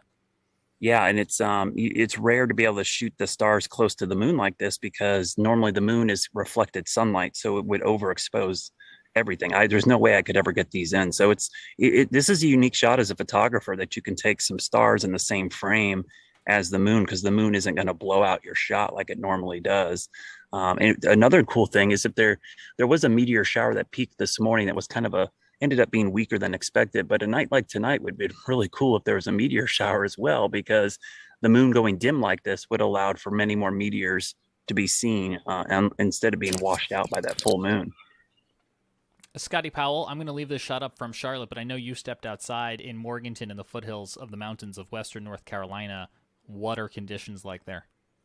I mean, you couldn't ask for better conditions here. No clouds at all. All you see is a red moon and a bunch of stars. So temperature about 72, 73 degrees. So if you live in Burke County, McDowell County, Caldwell County, up into portions of Buncombe County, it's spectacular viewing. Go out there right now and take a look because you couldn't ask for better sky conditions. We really lucked out. So if you live in Morganton, if you check our Twitter page, I just stepped out and took about 3 or 4 shots. You can check them out there, but spectacular viewing conditions right now in the foothills. Perfect temperature, perfect view of the sky, no cloud to be found. So hopefully if you're in this area, you can get out and look at them. At Carolina WX Group is Carolina Weather Group, and Scotty Powell there on Twitter. We got at WCNC, at WFMY. And you can certainly send those shots in, and we appreciate all of these groups coming together tonight so we can get all of these perspectives because we know some of you right now are continuing to battle the clouds. Chris Jackson providing this view. Chris has made himself a little tinier in the corner. I don't know if it made his voice go up when he made himself tinier, but I think he was trying to give room for the moon. Hey, Brad, I think I'm seeing those same 2 stars you're talking about. One really close to the south side, I guess the far lower side of the moon, and then one off to the left side. Yeah, it's like I said, it's rare that you can shoot the moon and actually see those. It's kind of cool. Yeah. I'm going to try to figure out what those stars are. So if anybody out there knows, send us a note. Scotty, Jared, you guys are watching the live chats of WCNC, WFMY, and Carolina Weather Group. So if anybody knows the stars, let us know.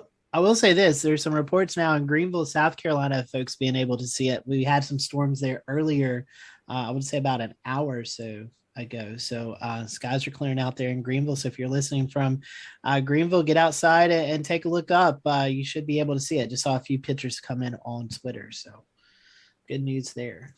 We'll get to some of those pictures in just a few moments. But since we've got these cameras with these gorgeous views, we're looking right now in Charlotte, North Carolina, from Brad Panovich's location here, as Brad is going to move the camera. And what's happening is Brad has his camera on a tripod because, unlike a telescope, which would slowly move with its mechanics, every one of our human photographers are having to move. But we're so zoomed in that just the slightest of movement really magnifies that jump. Yeah, that would be my dream purchase, is to have a device to track a sky tracker with my tripod, and then you could do time lapses of like the Milky Way and stuff. It would be really cool, and you could do deep space photography because you could have these long exposures and not have the rotation of the Earth kind of give you star trails. But yeah, so every time we move the camera, it's kind of jumpy because I am zoomed in at 300 millimeters with the lens and then another 6-time digital zoom. So it's pretty tight. And so any sudden movement looks really dramatic on screen, but you can see those 2 stars. Like I was kind of looking at my star chart, and I think one is Lib, but I'm not sure. 2 stars that I'm not really familiar with near the moon, but it is really cool that you can see those. So those aren't dots on your screen. Those aren't artifacts. Those are actually stars that are just happen to be very close to the moon that you normally probably couldn't see because the moon would be so bright it would totally wash out those stars and you wouldn't see them. So it's getting redder, guys. The amazing thing is, as we get closer to the totality at 12:11 a.m., you see how deeper red. It's almost becoming kind of maroonish, especially on the left side of the moon. And the red has made it all the way to the right, and it's less of that kind of chalky white that the moon normally is. Going to pop on over here real fast to the NASA TV feed and show everybody what that looks like as they are using their technology to track tonight's lunar eclipse, which is underway. It's going to peak at about 12:11 a.m., which is about 21 minutes from now. And we're going to stay with you here across our multitude of platforms until 12:30 a.m., which is about 40 minutes from now. Jared, Scotty, I know you guys have been watching the chat. Anybody have any guesses on what those stars are?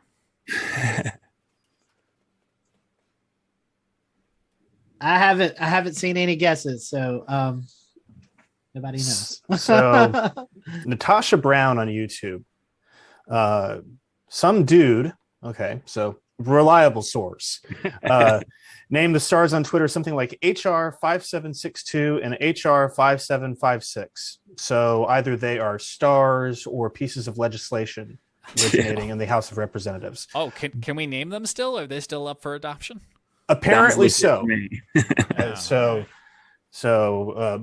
again, James, I was just going to say real quick here in South Charlotte. I don't know if you saw it on the Dallas cam, but I think I just saw some lightning off in the distance here. Oh, let me go to the Dallas cam here real fast. I have to check the radar, but I just saw a flash coming from the northwest, and that's where those storms were. So here's a look at the Dallas, North Carolina camera that is in the northwest of Charlotte, and we'll go ahead. I'm going to get a radar scope pulled up here, which will be able to show people where some of that lightning is and show you exactly what Brad is referring to. Stand by here for another moment. You're looking at that tower cam right now. I'm guessing it was cloud to cloud because I'm not seeing any cloud to ground strikes on my radar or on my Tempest weather station, but it might have been a cloud to, yeah. Probably out here someplace. Yep, I'm thinking that's where it came from. Yeah, that tower cam is going to be right in here. Yep. Here's Charlotte. I won't circle Brad's backyard. It's over here. Let's go back out here to the moon in Brad's backyard and show people that. Is it getting redder, or is it just the camera, Brad? It's getting redder because if you think about what's happening near totality, you're going to get the most vivid red ring of those sunrises and sunsets. So it's getting more uniform projection of that red. So it should be completely red at 12:11. And what you should notice is you notice how to the right of the moon there, it looks a little bit fainter and it looks more maroonish to the left. We should see that process reverse after it goes past totality. And you should start to see the left side brightening up and the darker reds go to the right. And that's just because if you think about it, I mean, it's hard to grasp, but if you're on the moon looking back at the earth right now, you would see a bright red ring of sunrises and sunsets coming from the edge of the earth because the sunlight, while it's being blocked by the earth and we're in that shadow, some of that light is being bent or refracted through the earth's atmosphere, and you're getting a ring of sunrises and sunsets showing up on the moon and reflecting back on it.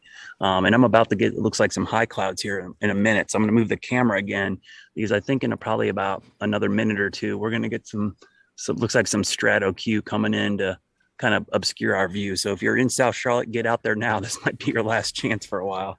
I feel like I should run out the door. Here's the view from Arizona via NASA TV right now, and you can see that they are getting that blood moon again. 12:11 a.m. Eastern time. Eastern time is when this will peak, and that is now about 16 minutes away. We've got Brad Panovich, chief meteorologist at WCNC in Charlotte, with us and has been with us most of the night. We're waiting to hear whether or not Tim Buckley, the chief meteorologist at WFMY, he's heading down the road from his home, where he's also battling some of these clouds that you can see on our sky cam here from the Charlotte area. But let's pop the radar up real fast and show you we do have those lines of storms right now, at least here in the Charlotte area, coming through the Gaston County area. coming through Clover as you make your way into York County. So these are going to be flirting here with Mecklenburg County in the next little bit. I don't know if Jared, who is running our radar, has the ability to turn clouds back on. Right now we're just looking at the rain, but as Brad was just mentioning, there's also a cloud deck associated with this that's going to be coming into portions of Mecklenburg County in the next little bit. There's the view right there. So you can see all along a lot of the I-77 corridor up to the Triad and maybe into the Triangle for Raleigh. We've got clouds moving through as well. Let's go back out to the moon. Thank you, Jared, for that. And show you here from Columbia, South Carolina. And this is the view courtesy of Chris Jackson. Chris, have you had to do anything from a photography standpoint to really try to capture the coloring? Not so much. Just making sure my color balance is right from the get-go. And as long as you don't blow the exposure out, with your settings and stuff, it should maintain a good color. Like I'm just looking between mine and Brad's, and I think we're pretty close.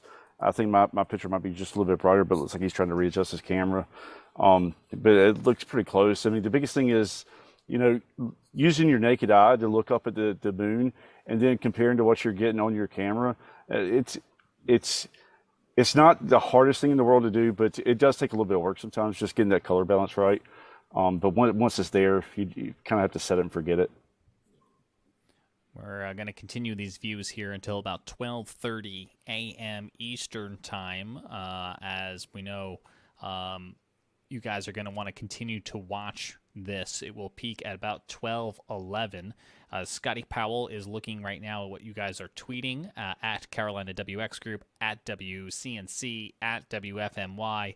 We'll be getting over to some of your pictures here in a moment, but we know so many of you have shown up because maybe you have too many clouds outside or you have rain outside where you are right now. Here's the look from Brad Panovich. He's readjusting, which is totally fine. We were talking about how the photographers tonight are having to reposition their view in order to keep the moon in orbit, in frame.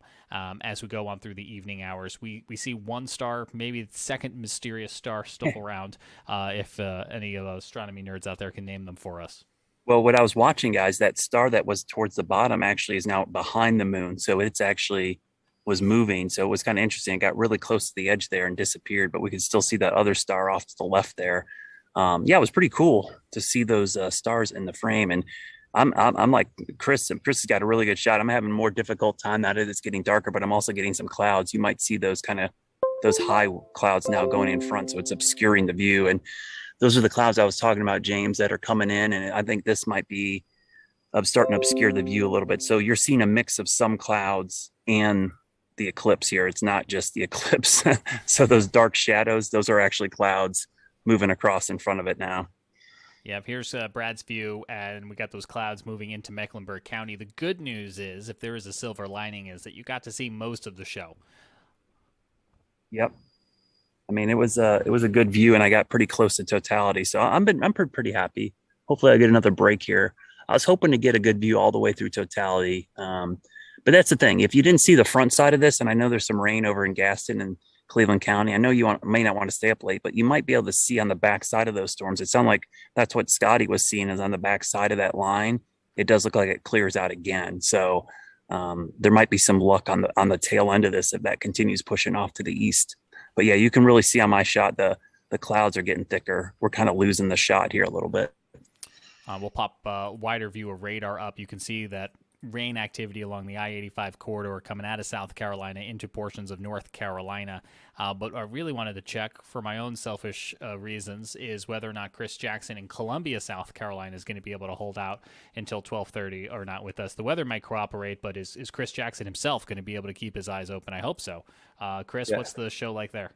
Yeah, absolutely, James. It's still pretty nice here. There's storms that were in western Lexington County just a little while ago. They're starting to dissipate now. And there was a low storm up near northern Richland County along I-77 in Blythewood. It's also starting to dissipate. I'm sure there's going to be some convective debris left over from that's going to obscure my view here shortly. Hopefully it won't take 10, 15 minutes to blow by here. But for now, fingers crossed that the view holds. Yeah, we'll pop the radar back up here again as we're watching a few of those isolated storms moving on through. And we are now coming to the start of a new day here on the East Coast. I'm James Brierton in Charlotte. We are 11 minutes out from peak totality of tonight's total blood moon lunar eclipse. Whether you're streaming us on the Carolina Weather Group, WCNC, WFMY, we welcome you in, and we welcome in all those viewers who are joining us after watching NASA TV. We're going to stay with you here a little bit longer, another half an hour or so, as we continue to look at the gorgeous pictures that Chris Jackson here in Columbia, South Carolina is able to provide for us, and Brad Panovich, chief meteorologist at WCNC in Charlotte, is working on trying to maintain a shot, but I think he's maybe in a losing battle with the clouds. Yeah, we lost the moon. We in NASCAR, you lose the track. We lost the moon to the clouds right now, so we're waiting for another clear spot. But yeah, these are pretty thick clouds, James, coming in. This might be it for a while down here. This is the thickest batch of clouds I've seen since about when we started at 10:30. Not nearly as broken as earlier. This is more of almost a stratiform looking, and I think it's those storms coming in from the west are kind of kicking some clouds out ahead of it. So this might be it for me tonight. I don't know. I got to keep an eye. I'm going to wait it out a little bit, but we had a good view for a while there, but I think in South Charlotte, we lost everything. Yeah, there might be a slight break. If we can trust what the radar is able to pick up tonight, there might be a slight break for you coming across the lake right now before the storms actually move on through. We'll wait to see. Maybe I'm just wish casting. Yeah, I can't see with the naked eye at all now. So it's really, and you know, now that it's the eclipse, it's actually hard to pick up. Even with the clouds before, you kind of tell where the moon was because there was this bright area of the sky behind the clouds. But now, because it's a blood moon, you can't even see that. So it's even hard to figure out where the moon is right now. Yeah, just to show people how dark it is, that is Brad Panovich's face cam on the top left. We swear his face is in there someplace. Chris Hey, James, Jackson. I wanted to jump in here with Brad real quick. I was just checking the Gastonia METAR up in Gaston County, and they just went scattered 3,800 and overcast 5,500. I think I just caught another There's- lightning bolt out of the corner of my eye on the There's top. a lot of lightning in the Dallas cam now. So Bummer. I'm sure as soon as I switch away from the Dallas cam, we'll get the lightning again. Or I guess what I could do is I could pin it, couldn't I? Yeah, that's I've seen a couple flashes here off in the distance, just reflecting off the low cloud deck coming in. So, but it's weird. I haven't seen a lot of cloud to ground strikes showing up on the network. I'm going to check my Tempest here to see if I'm getting anything. Oh, I did. I just got a strike here on my Tempest at about 20 miles out. So that's the first of my lightning detector that I've seen. That was 2 minutes ago. So we definitely had a cloud to ground strike somewhere. Oh, yep. I just got it on radar scope, and I can actually then show it to people because it just popped up here as well. And the lightning strike that we're talking about from the Dallas camera was probably right on in here in South Gastonia. That Dallas camera is here looking back off to the south, and then we've got Charlotte off to the east. Yep. Yeah, I see it too. That was the one. That should have been really close to the camera actually. So, but the sky did light up pretty good there. Well, now that I've pinned the Dallas Tower camera, I'm sure I've jinxed it. Yeah. Oh yeah, I'm getting some thick clouds now. But there are a few breaks here and there. And I was really hoping totality would at least give me a break. I'm glad Chris has got a good shot. He's got a pretty good shot still down there in Columbia. Yeah, you look at that. It looks like a big that was another lightning strike. Yeah, that's definitely got an anvil to it. So there's definitely some Sears blow off there. Looking at the radar and satellite, and look at that thing. That it is clear behind it, and then it looks like it's clear down by you, James and Matthews. But yeah. That cloud, that little shield of clouds over 77, that's what just got to me right there. Yeah, so maybe it'll time out. There's a little bit of a break. Yeah, not full break. We'll see here. I hope I don't get rained on either. I got a lot of equipment out here. That's I'll be running for the patio here in a second. How fast does it take Brad to break down all of his equipment? We'll find out. Yeah. Chris Jackson, how's your equipment? Are you going to be able to hold out for us there in Columbia? Oh, well, we're golden. I feel pretty good about it. As long as we can just keep from some of that convective debris off from the west from moving right over the top of the house here, I think we'll be great here. Still holding the shot good. I really don't know because I probably have I don't know how much time I have left because I have a huge peak entry. Like I have two peak entries, one in the front yard, one in the backyard. and like the moon shot the gap. And I know I'm getting to the right side here. At some point, I'm gonna have to like get up and fight with the squirrels to get a shot again. Chris is going to battle the squirrels, and Brad's going to battle the deer. Well, if you can hold out, if you can just tell that tree to hold out 10 more minutes. Yeah. The deer. Brad, I just went totally virtual, so. Yeah, Brad, looking at the Charlotte terminal dop, is that like a little outflow boundary set up east of Lake Norman along 77? Yeah, I think it is, because I think we saw a little shelf cloud on that Dallas cam when that was coming in, so it clearly was some kind of outflow, and I think that's what was kicking off some of the lightning earlier. But yeah, it stretches down there through basically from Mooresville down to here. I think that's what's kicked off this whole storm, was some kind of outflow boundary from earlier today. We got pretty lucky. We got lucky. I mean, this is what I talked about earlier today, guys. Like, I know a lot of folks that clouded over, and even here I'm clouded over, but I still got a chance to see it. And there's probably still a chance tonight before this thing goes away that you got a chance. It's just a matter of you want to stay up for it or not. Well, we're going to hopefully stay up for a few more minutes here. We're planning to try to continue our coverage until 12:30. We are also looking for your pictures, so you can tweet those to @CarolinaWX Group, @WXBrad, @WCNC, @WFMY, and we've got Scotty Powell who's going through them. He's retweeting them, and then he's checking all those accounts for mentions, and we're going to go to him in a few minutes, maybe when the moon disappears behind the pecan tree in Columbia, to take a look at what you at home are seeing and generating. So we do appreciate you sending that in. There's another lightning strike for you in the top left from Dallas, North Carolina, just north of Gastonia there on your radar, across the greater Charlotte area. This thunderstorm rolling on through here tonight, obscuring the view of the eclipse for portions of Gaston County, York County, and Mecklenburg County. Brad, as we are now 5 minutes out from the peak of tonight's event, are you getting any break from the clouds? I'm not, and I saw that lightning strike as well. I've had 2 now detected here. The clouds are moving pretty good. I'm looking up. The cloud cover is picked up some pace, so it looks like outflow coming from that storm has reached me already.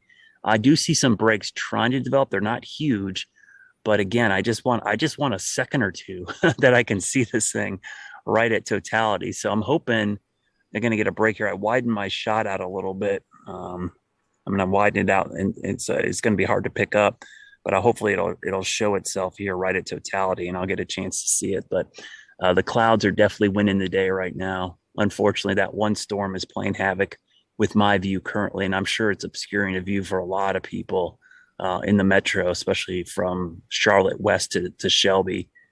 But I've been surprised. A lot of folks have been sending me pictures on Twitter as well. Even with their camera phone, they were able to get outside and get a quick view here and there. So it's good to see that people at least ventured out and took a glance up to get a view of it. But a lot of folks, like my son, told me he didn't want me to wake him up to view it. He says, "Dad, take a picture and some video and show me in the morning." I'm like, "All right, buddy, I won't wake you up," because he would be sadly disappointed right now. But earlier it was pretty cool. Tell him it'll be on YouTube. He can replay it. Yeah, he's not quite enthusiastic with the middle of the night stuff. I'm like Chris. It's like it's got to be worth it for me to get up. And I'll be honestly, guys. There's times I get up and I'm thinking, do I want to get up and do this? And the 2 times that I'm glad I did was one, the last lunar eclipse, which happened in the middle of the night, was a partial. I got up. It was like in November. Maybe it was last year. It was cold. I remember I got up at like 3 a.m, and it was worth it. And then a rocket launch. So one of the SpaceX launches before sunrise, I got up and saw that, and it was spectacular to see that that jellyfish cloud right before sunrise. And speaking of, if the launch schedule goes well, coming up on Friday of this week, there is going to be a pre-dawn launch of the Starlinks, and I'm hoping that doesn't get pushed, but that would be at 5 a.m. and that should give us a spectacular cloud as well around sunrise. So let's hope that pans out. But the way the Starlink missions have been going lately, I have a bad feeling it's going to be postponed again. I know so many of us were hoping to catch it when it flew over Charlotte a couple weeks back, but they were too aggressive in their sun deflecting. Yeah, that was a bummer. So I'm hoping this week we'll get a couple of chances. So there might be some better night viewing this week ahead, even after tonight, if tonight's a disappointment for you. But yeah, the clouds are definitely winning. I'm looking at the Dallas camera there. It just looks like it's thickened up pretty much across the board. Yeah, that's the view at the bottom of the screen, and you could see you were worried about that fog as well too, whether it's fog or other Yeah. cloud deck. It's rolling in from this view, 1,500 feet above the ground. Jared Smith has been running our radar tonight. He is the man behind the Twitter account CHSWX, Charleston's own. Can you show us, Jared? Yeah, you got clouds down there in Charleston, I believe. Is that right? Big time. Yeah, big time. A big area of stratocumulus has just been obscuring things about 2/3 of the metro area. If you're in the Francis Marion National Forest, if you're out by maybe, say, McClellanville, Awendaw, and then getting a little further into the PD, if you're in Georgetown, Myrtle Beach, Florence, you probably get a pretty good view of this thing. Unfortunately, we've been dealing with just some persistent cloud cover and even some showers beginning to develop as well around the Somerville area. So unfortunately, people are not seeing anything. I stepped out about 15 minutes ago and I could see nothing except stratocu everywhere. So very thankful for this stream. Let me just put it that way. I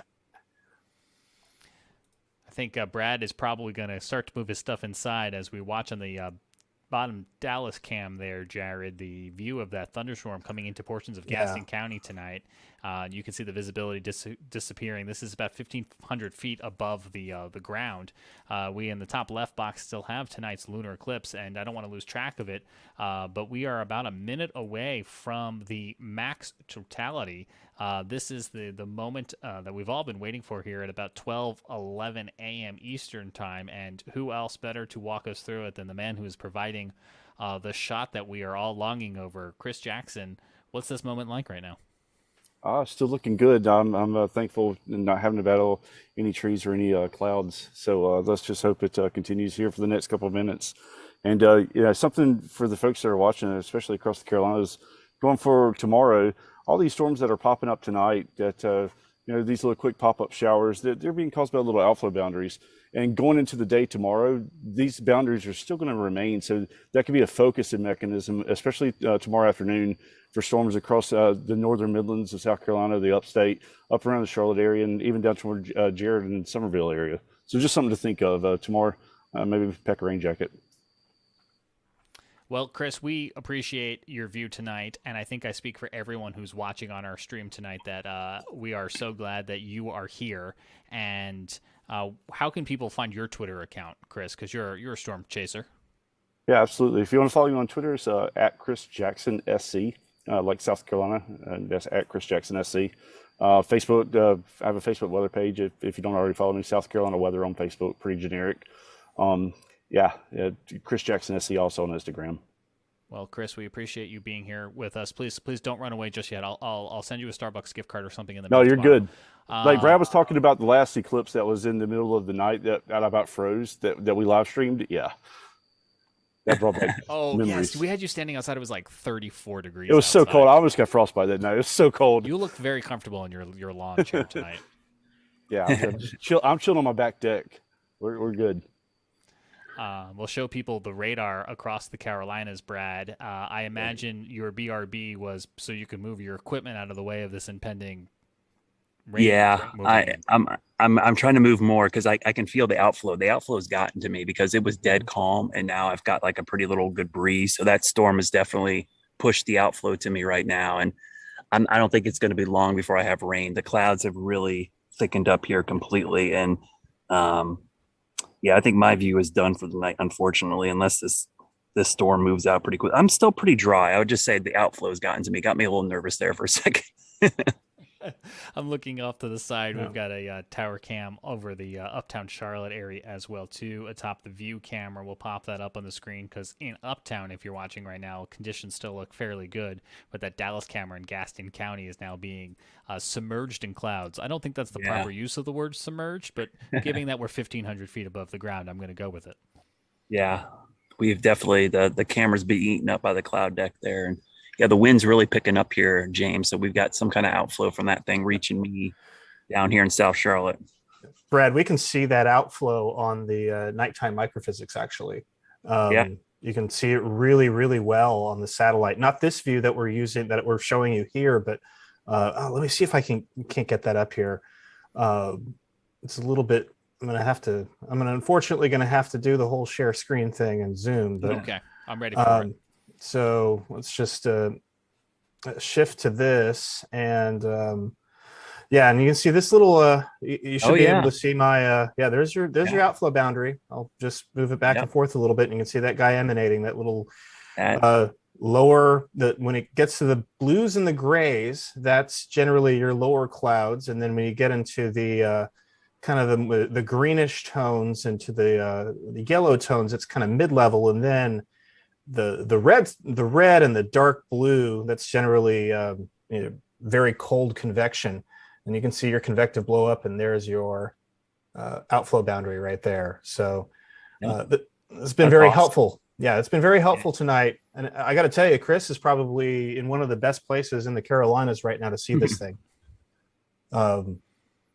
Only place that might be better, it could be, to the southwest in the CSRA and then into the PD as well. Chris is realigning. There's definitely some holes out there, especially eastern North Carolina, the Midlands, down the Grand Strand, down towards Myrtle Beach looks pretty good. Yeah, absolutely. And so we'd love to, if you got pictures from out there, we'd love to see them at Carolina WX Group, at WCNC, at WFMY. If you've got them, share them. We'll be happy to show them here.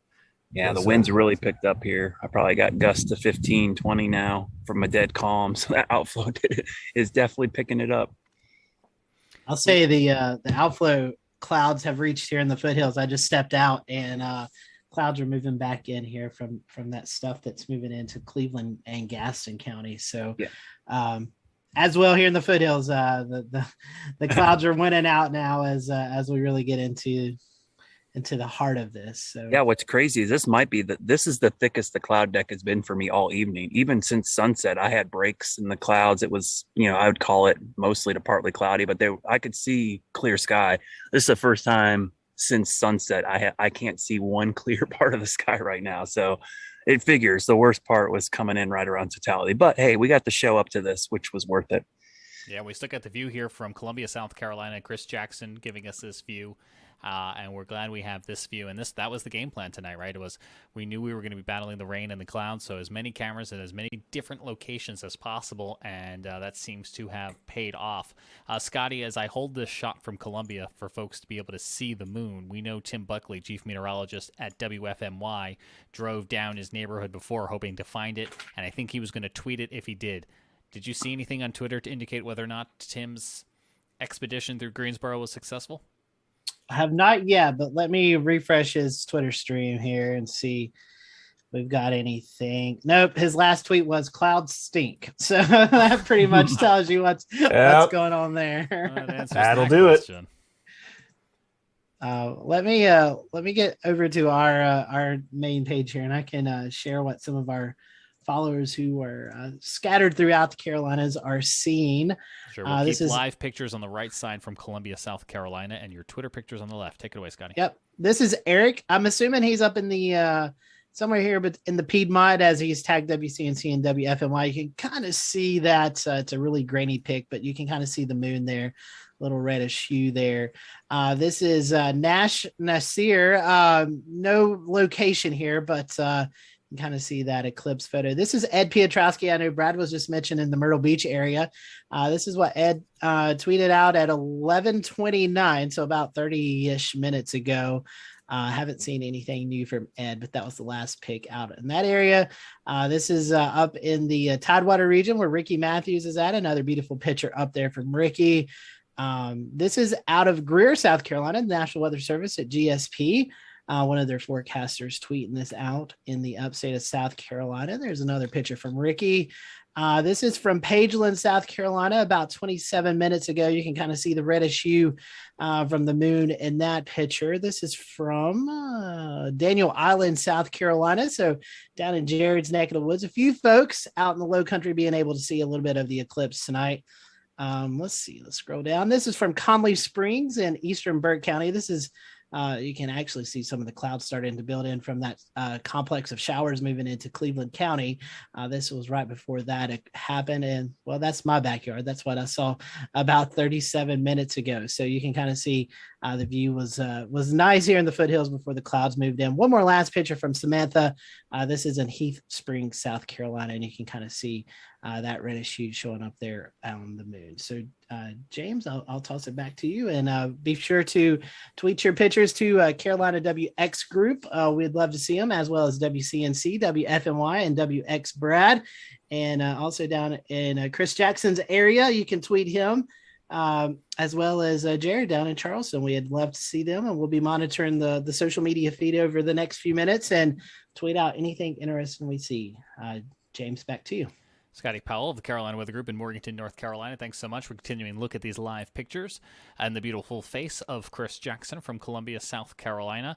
It is 12:20, so let me pop on screen here the animation and let people know what they can expect. We're now coming out on the other side of this. So as you can see in the animation here, our greatest eclipse happened at 12:11 a.m. about 9 minutes ago. We started with that full moon tonight. The moon began to disappear. It began to turn red as it made its way through the Earth's shadow, and now we're making our way back out. So totality will end at 12:54, and then slowly, as we make our way another hour and a half, 2 hours or so, we'll come back out on the other side of this. Our coverage is going to continue for about 10 more minutes. So as Scotty mentioned, if you've got pictures, you can send them on over. Here is that look from Columbia, South Carolina, as we continue to watch what will be the transition now back out the other side of this, which again really will again take about 2 hours or so. And that has been both the blessing and the curse, I would say, of tonight's event, is that it is slow moving. So some of you may be getting a glimpse of it in between the cloud cover. We're going to add in Jared Smith here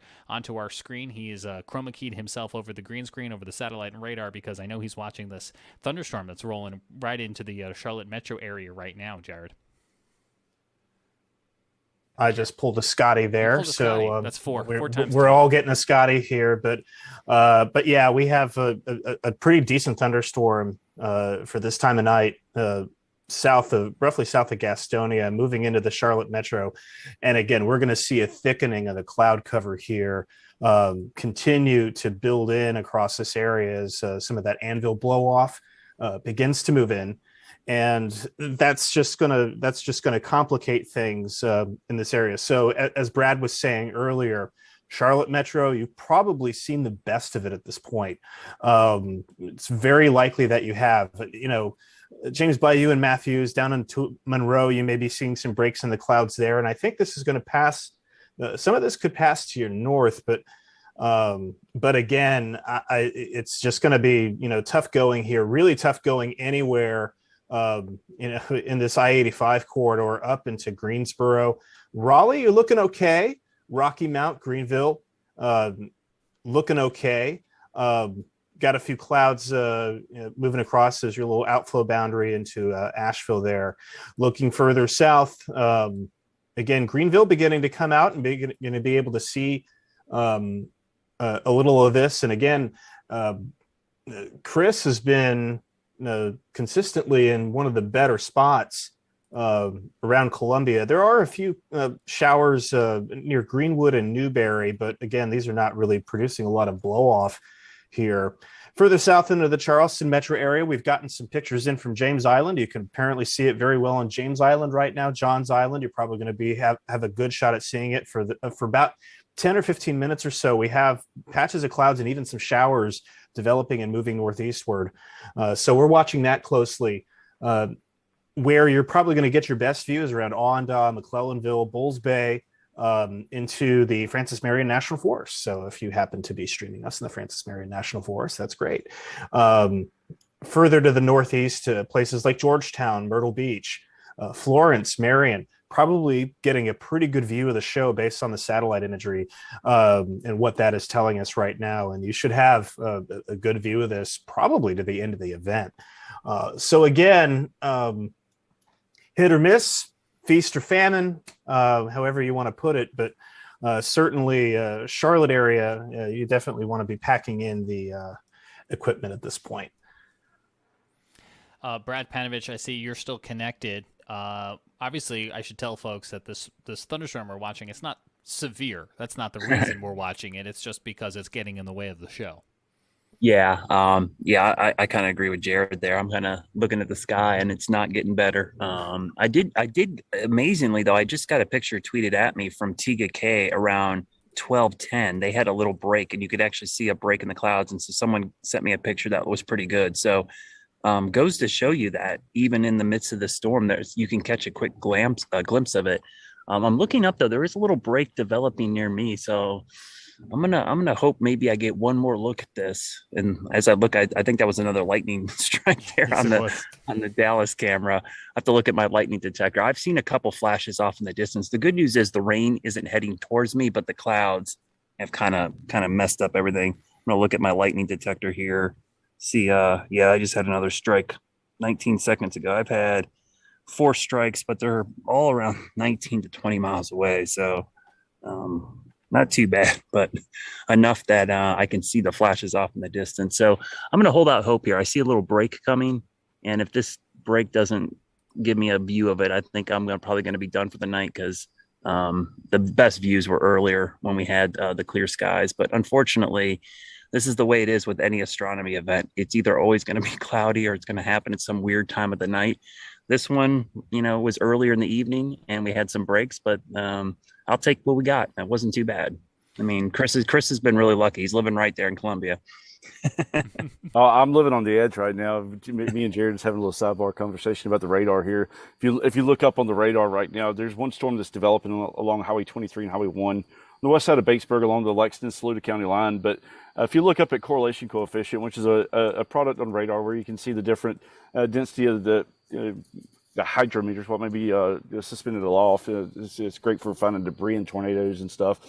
But if you look up just above the west side of Lexington, coming right at my house, there's a really nice boundary. I see Jared's got it up on the screen there. And so that's kind of caught my attention. I'm like, oh man, I've gotten so lucky. Can I just let it continue?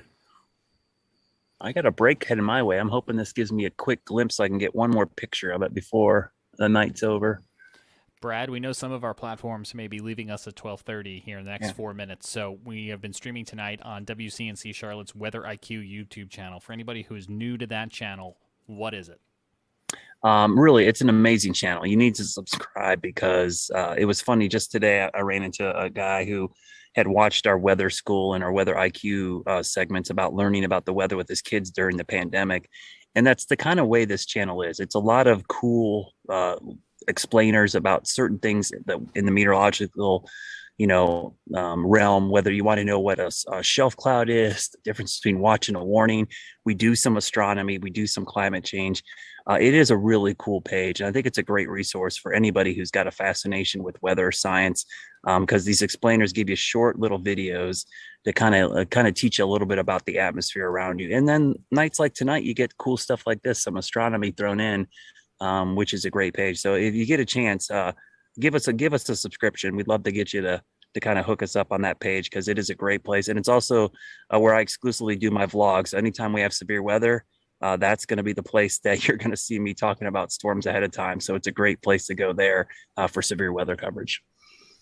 All right, you can check that one out on YouTube. We also have folks who are watching on the WFMY YouTube channel, so you can check out Tim Buckley and the team, and of course, Carolina Weather Group on YouTube as well, which is a weekly Wednesday web show podcast, if you will, talking weather, science, technology, and more from the Carolinas and beyond, as we've seen with tonight's audience. We're going to stick with you guys for about another 2 minutes or so, but we know some of our platforms will be leaving us. So let me show you before we go what the timing of this is going to look like. As we came on through beginning at 10:30, when we started our coverage, we've passed the greatest eclipse at 12:11 a.m. Totality will end at 12:54, a little under half an hour from now, with the moon slowly reemerging into the sky by the time we get to a little after 2 a.m. Eastern time. Brad Panovich, any closing thoughts? No, other than I hope everyone got a chance to see it tonight. And if you didn't, I hope the stream provided something for you. One thing that will be on the lookout, all the astronomy buffs out there, we've got a couple of rocket launches this week, which will be worth keeping an eye on. The one I want you to keep an eye on is maybe Friday morning. We could have a pre-dawn Falcon 9 launch, which could be pretty spectacular off the East Coast.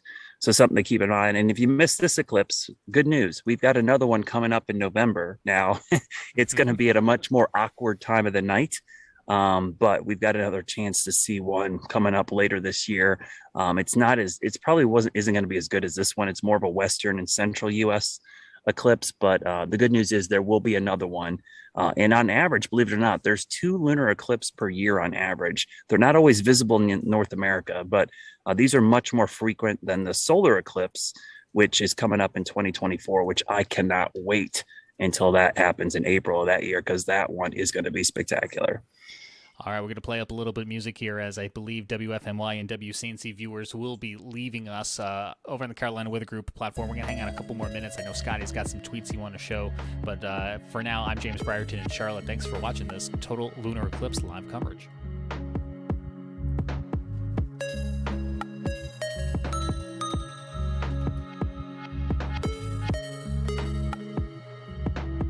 For those of you who are still with us, I'm James Brierton in Charlotte. We are on the up and up here of our total lunar eclipse, and Scotty Powell from the Carolina Weather Group in Morganton, North Carolina, has some of your photos tonight they want to show. Scotty, what is this first one? Yeah, I just got two. This one's a funny one, and then a really cool one. This is just trying to make it. He just made his own eclipse. He couldn't see anything, so he made his own blood moon. That's that. Bravo. So, love it. Just trying to make it. Sorry, the clouds ruined your eclipse experience, but at least you got to see a blood moon. But really cool one here. Want to say a shout out to Jamie Hare here. Her and her family out viewing the eclipse from Rock Hill. Clouds coming and going, but we still appreciate the live stream. And she tagged Carolina Weather Group, Weather Brad, and WCNC. So we appreciate Jamie, you and the family watching the live stream tonight and getting out there and trying to take in all the eclipse you can without all the clouds moving in. So those are just a few shots. One more I'll show you. This is from Ed Piotrowski down in Myrtle Beach. This is what it looked like at 12:11. Maximum eclipse over Myrtle Beach. He said he's still got to do a little editing and tweaking and stuff, but that's kind of what it looked like from his vantage point, from his camera there in Myrtle Beach. So James, back to you. Scotty, thank you for that. I'm just going to go ahead, I think, and put up a big old quad box here, so we can all kind of say our final thoughts and our good nights. If I can figure out here, I think it's this button I'm looking for, and I think, you know, it could have been a lot worse, I think, given the amount of clouds that are coming in. Easy for me to say because I've been watching it on the screen with you guys, but they were. I felt like, you know, could have been a lot worse. I think a lot of folks got a really good show tonight. Yeah, and when Scotty was talking, James, I had just a brief few seconds of a break in the clouds, and I got to see it again. So it was kind of cool. It's kind of nice to see it. I'm actually getting more breaks now, so I'm hoping maybe it'll show itself again. But it really was. I think for as cloudy and stormy as it was in parts of the Carolinas today, it actually turned out a little bit better than I would have expected. And I kind of did a Facebook rant earlier today about this because so many people were looking at their apps and going, it's going to be mostly cloudy. I can't see anything. But it just goes to show you, even when you have a lot of clouds, you only need a break for a little period of time to see an event like this. When you're looking at the moon, it's just a small part of the sky. The sky is very large. There doesn't have to be clouds everywhere. They just don't have to be in front of the moon. That's the only place you don't need it. And so a night like tonight is a good example of like, you only need a small break. And we had some great views. So hopefully folks got to get out and see it, because I think a lot of folks at least got a small glimpse of it. And if it spurs interest in science or astronomy, then it was totally worth it. That is the faceless voice of Brad Panovich, Chief Meteorologist at WCNC in Charlotte. Brad, thank you for all of your views tonight for Charlotte and for hanging on so long with us tonight. No, thanks, guys. I appreciate it. This was fun. It was definitely even more exciting than I expected, and the backyard setup worked out pretty good. I didn't have a light on my face. I apologize. I could have shined a flashlight, but I would have looked like a horror movie back here. But I have this setup when I do astronomy stuff, guys. I am like pretty much dark. I try to keep my eyes. I use red light, so it's hard to do a live stream with your face and try to. Oh, and as you can, I don't know if you can see, but it's showing itself again briefly there on my camera. Oh, there it is. So let me zoom in real quick. Brad's the MVP right now because my 5D died right as we let Tegna go. So use the simulcast stopped. I was like, why did my camera? I was like, why did my screen go black? And What I looked at a great sense of timing. yeah, it was. I'm like, oh, it's There you dead. go. I got that's the view I got. There's still some clouds, guys, but there you go. That's Last pretty. licks. There you have That's it. great. Total lunar eclipse, blood moon, flower moon, whatever you want to Look call at it. Last licks. Yeah. Now it's going to go away here in a second because there's a big cloud about to go over it. But hey, there's another view. So I get one light, and that it's really cool, guys, because look at how different it is. Now you're starting to see the lower part of the moon get brighter. So it's doing the reverse of what it did earlier. So that's what I was talking about at the beginning, how the darker reds would shift to the right and the white would shift to the lower part. So there it is. That's a pretty good shot right before there's a big cloud about to move in. So you're going to see that live. That's awesome. This is more than I could see here. We've been obscured, at least in my part of town. We've been obscured and cloud cover for most of the night, unfortunately. Some places saw some breaks in the Charleston metro. Very happy about that. But man, we certainly oh yeah, there's your clouds. Yep, and there it goes. Bye bye. That was fun. And that's it. But some of us got really lucky. Some of us, I mean, it basically panned out the way that a lot of us expected. Honestly, I think this went exactly as I expected. Some of us, beautiful. Some of us watched the live stream. Yeah. Well, hats off to Brad and Chris for being able to provide those perspectives for those of us who were trapped inside. Oh, it could have just as well been me and Brad trapped inside with you guys showing us the views. Well, yeah, I'm glad I didn't go on the roof. That was the one thing. That was a good choice. Because scrambling from the roof to get inside is a lot harder than the ground. Yeah. We'll have to come back and do it again in November, was it, Brad? Yeah. I have to look at the date. I think it's middle or end of November. So, and it'll be cold. It'll be freezing, of course. That one's going to be a little less than total here, right? That's a total for the western central U.S., but for the East Coast, it'll be a partial. Yeah. Yeah. The next total is in 2025 that we can see here in the Carolinas. Yeah. As I recall. So yeah, that's kind of bummed about the clouds, honestly. So yeah. But hey, we got 2024. We got the solar eclipse. That one will take all the headlines coming up. Yes, I can't wait. My best friend lives in Waco, and I've already told him I'm coming into town that week. Well, that'll be over my folks' house in Ohio. But only thing about northern Ohio in April, that's probably going to be cloudy. Yeah, I think I'm targeting Austin for that particular chase. It's been a hot minute since I've had any barbecue in that neck of the woods, and I really miss it. The nice thing about that eclipse, that's going to be a really long duration solar eclipse. By solar eclipse standards, I think it's going to be like almost 5 minutes, if I'm not mistaken. So that'll be better than even the one we had a couple years ago. I'll tell you what, that one was spectacular to me. I can see why people chase those, because when you see it, you just want to see it again. It is so cool. Yep. I totally agree. Yeah, I might get another shot here in a second. I was still at the fire department when that total solar eclipse happened here in Lexington County, and literally we planned for that on the emergency response side for like 7 months because there was such an influx of people. Yeah. I had planned for like 2 years to be at my friend's house on Lake Murray, and then as it got closer, it was like the station's like, "Hey, guess what? We're doing a live stream." I'm like, "Well, I'm still going to Lake Murray. You guys can give me a live truck." And we ended up driving our Space Link, our satellite truck, because we were worried about getting a microwave or a TVU signal out of there because of the number of people. But it ended up being a long day because we broadcast from the morning to the evening. But it was totally worth it. And all my buddy had a big party on the lake, so it was fun. You got a view there. Yeah, a little break in the clouds forming here. This cloud moves out, we might get another shot here. So for those viewers who are still with us on YouTube. By the way, Tim Buckley finally got to see it. Oh, that's good. Good. Let's see, in Virginia, where's he at? He doesn't say. He just tweeted like a minute ago. He said, "Oh my gosh, I finally got a well-placed break in the cloud cover." So yeah, I mean it's pretty cool. This is the highest it's been in the sky. Actually, I had to pull the legs on my tripod down because now I think it's at like 34, 35 degrees above the horizon here. So this is the highest it's been all night for me too. Yeah, I remember a couple years ago when it was when the eclipse was in the wintertime. I remember being cold and my neck hurting a lot. Yeah. Well, if you're shooting with a camera, you got to worry about condensation when it gets really cold out too. That's the other thing. You need like a lens warmer. Oh yeah. You start duct taping hand warmers to your camera. I've done a couple meteor showers like that where the lens has got frost on it. Well, I don't want to take our viewers away from this view here at 12:40 a.m. I know I'm seeing a nice clearing, James. Actually, once this cloud gets completely away, this is going to be visible for a while. So I'm going to move the camera again. So bear with me. I kind of want to run outside. Do it. You should.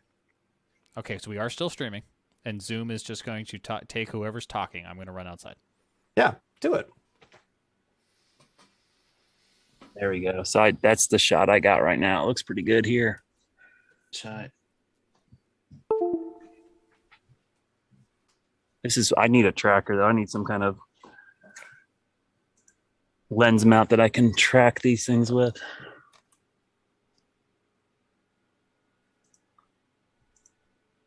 Those telescope mounts though are expensive. Yeah, them things are outrageous. My gracious. Yeah.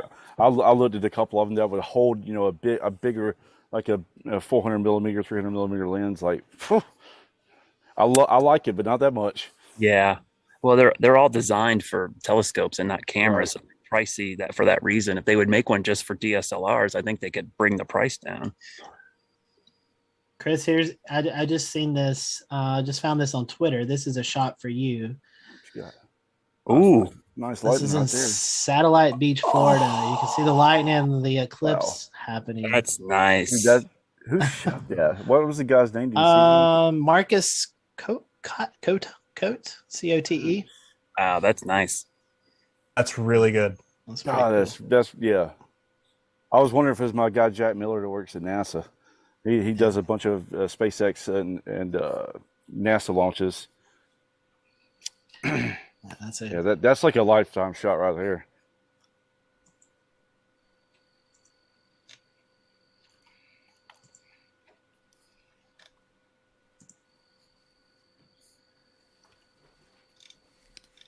It's all clouds in Matthews. You catch it, James? Nah. Nothing to see. Yeah, no, you have. I'm looking at the microphysics over here.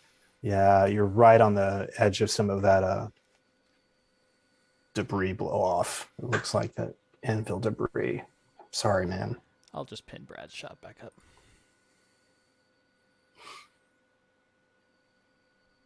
I'm trying to get you a better shot here.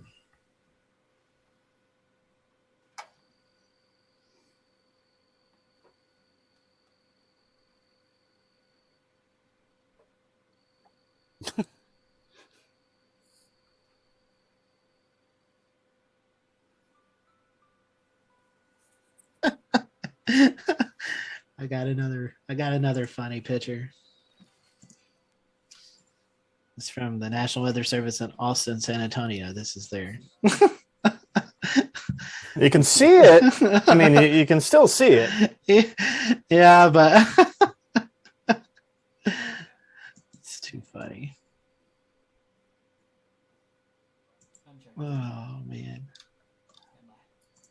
It looks like we're starting to see really starting to see that brightness come back in now. Yeah, Brad's shot's really good. Yeah. Yeah, this will be kind of cool to see it go the other way. Yeah, the nice thing about these Sony cameras now, when you have it plugged in, you can have the USB also power it while you're on set. Yeah, USB-C. Yeah, the Sony mirrorless cameras are really freaking nice. Yeah, I love this thing. It was such a great upgrade for me. The video is unbelievable. That's just blows my mind. Like a lot of the guys that, Chase with, they went to the A7S III because, I mean, when you can shoot ISO 40,000 video and it's got no grain in it whatsoever, it really changes the game. Yeah, for me, it was not only going mirrorless, but this is the compact. It's a full frame compact camera. So it's the weight. It's a much more mobile camera for me to take out. The lenses though are not cheap. Holy cow! Is that got the G Master mount? I got one. Yeah, I got a 1.8 20 that I love, but that's the one I splurged on. I have Tamron, mostly other lenses.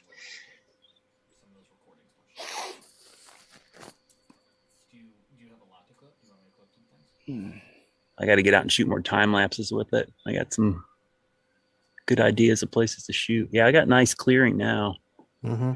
See some stars. So the other thing you could do, if you have the packages in orbit or anything, you can just upload that storm blew through quick. That was nice. Okay. I actually think James is seeing some of the outflow boundary. You can still seeing that bad boy on the on the satellite there. Yeah, it cleared me and it looks like it pushed out, and now it's heading towards it. Looking at my radar here. Oh yeah. Bummer. Let me know if you want me to help flip some things so you're not there until the crack of dawn. Could have used the rain though. Yeah, I had somebody. We actually started seeing some showers here, and someone was like, I mean, we can use the rain. And it's like, not now. Yeah, not tonight. Not like this. Yeah. Of all nights. Literally any other time.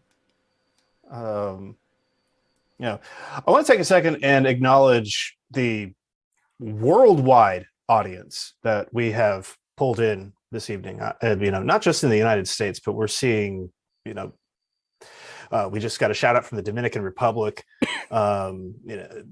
which is super cool. Folks in California, folks in the Pacific Northwest who are not able to see it because clouds and rain, because Pacific Northwest.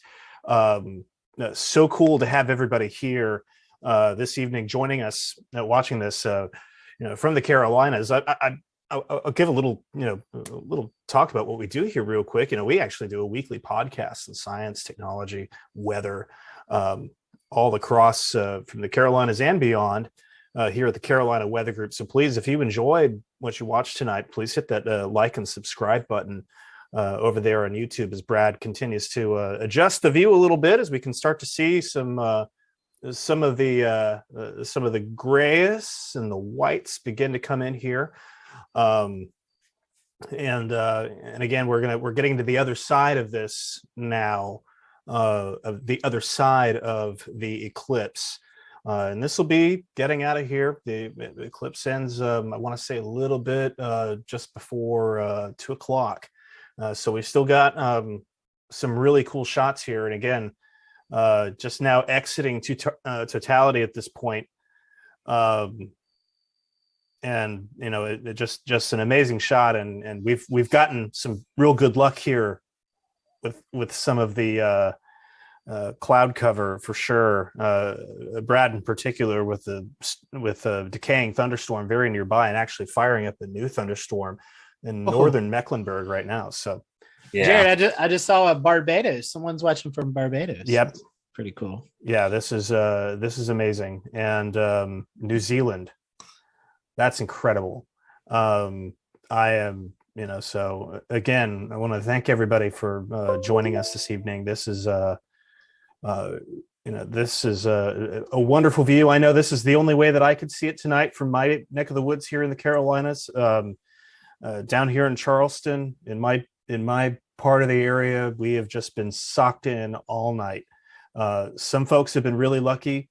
In coastal South Carolina, northeast South Carolina probably got a beautiful show, and we would love to see your pictures this evening out of northeast South Carolina. And again, it was this went the way that we expected, a bit of a feast or famine kind of night, guys.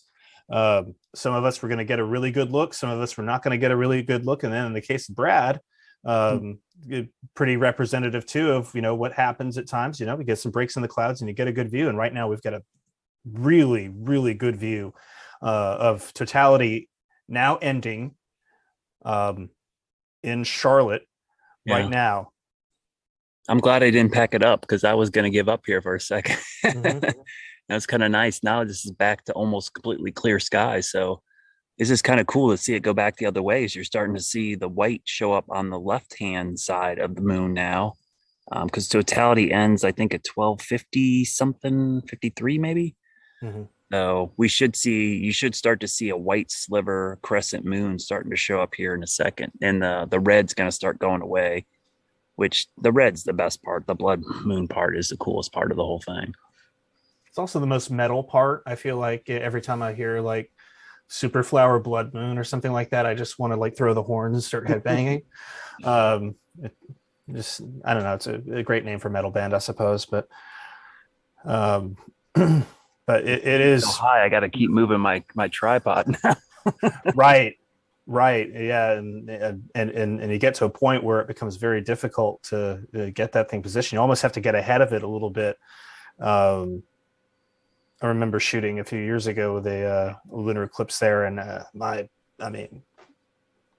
good on the neck, folks. You got to be careful. I had to like lay in the yard to be able to get that thing to pan up. But man, that is beautiful. Yeah, I can't. It's nice. This is the cleanest shot I think I've had all night. Because it's higher up, so it's just not much better. Because the nice thing about a higher up, one of the things about astrophotography is as you get higher in the sky, you're looking through less atmosphere, so you tend to get a cleaner shot. So when the moon, and it's like you said, Jared, it sucks to lay on your back, but the moon straight up is actually the best shot you can get on the horizon. I know it looks cool because you get that moon illusion, but you're looking through so much atmosphere, you're getting a lot of distortion and haze and stuff. So looking straight up, you actually get a little clearer shot. Yep. Happy to get some grass stains on my shirt in order to see that. Yeah, that's why I think it's because I'm just looking at here. This is the cleanest shot I've had. I think just because it's gotten away from some of the low level haze and humidity. It's actually I'm looking through less atmosphere, and so it looks better. Yeah, that makes a lot of sense. Watching some satellite trends too, I will say that we've had some comments here around Winston-Salem and in the really in that I-77 corridor, starting to see some signs of maybe some of the cloud cover beginning to thin out. So you may yet get to see a little bit before it's over. I mean, we're coming up on the end of totality here in just a few minutes, but you may get the other half. You may get a glimpse of the other half of the show, which would be pretty awesome. Yeah, this is bonus coverage. Kind of nice. And we didn't charge anybody for a membership or Patreon. The only thing I'm worried about as soon as that totality ends, my shot's going to get blown out because I'm at 6,400 right now ISO. I cranked it up when we had the clouds so I could see them, but I'm going to have to tone it down here in a minute.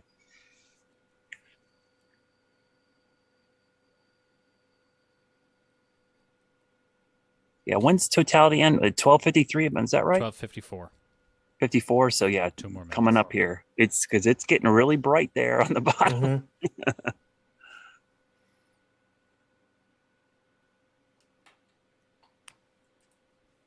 Yeah, it's getting brighter and brighter by the second.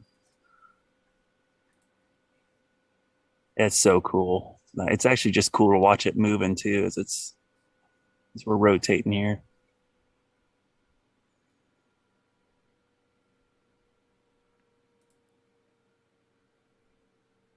Yeah, this is the best. This is the clear skies I had for a while. This is pretty nice. Kind of cleared out real good after that outflow came through.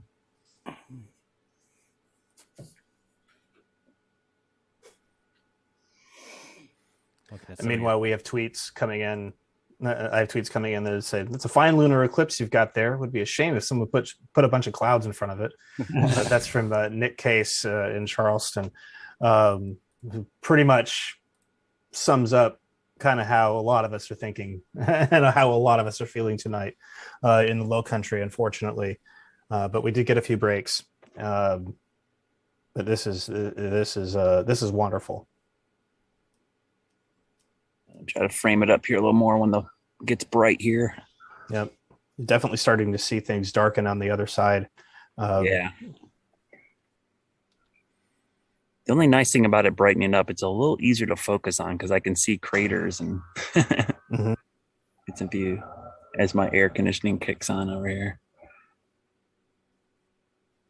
That isn't summer in the Carolinas. I don't know what is. Yeah, the sound of HVAC units humming. So, speaking of summer, I saw Chris and I shared this on Twitter earlier. Saw our first lightning bugs tonight, or fireflies, whichever you like. I'm with you, Scotty. Vernacular. It seems a little early for them. Yeah, I was sitting out in the yard and it caught me off guard. I was like, I was like, what was that? And it flashed again. I'm like, well, darn. It's like a month early. Yeah, I would say May's kind of early to see them for here for sure.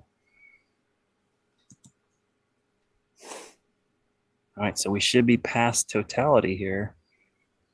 Guess it is brightening up. That's definitely clear with the naked eye too. You can see the little crescent starting to pop.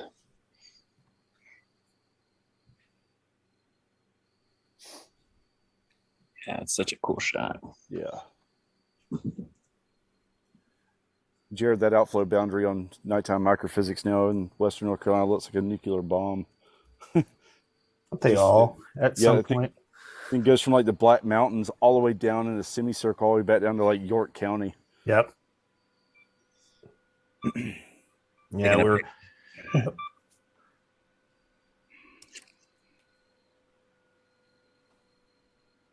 Yeah, we're.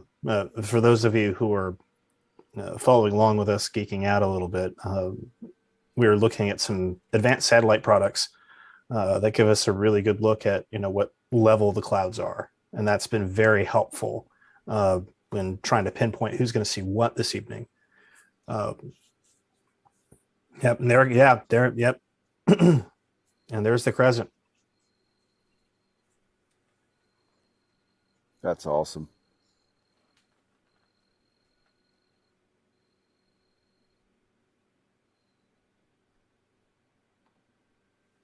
Yeah, so there it's coming back. We're losing our red part here. It looks really cool.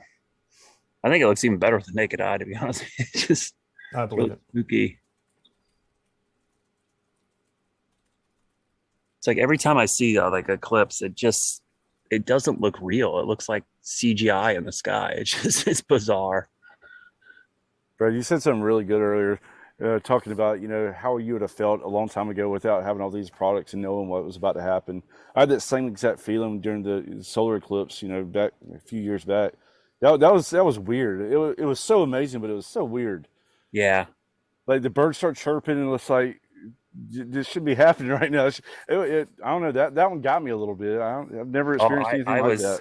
Yeah, I was pretty emotional. I was live on the air when we did it, and I was just like blown away because it's one of those things like you feel like you've seen something that no one else has seen kind of thing. And it was weird because on Lake Murray, the cool thing is all the channel markers and buoys, their lights came on, and all the street lights came on. It was really cool.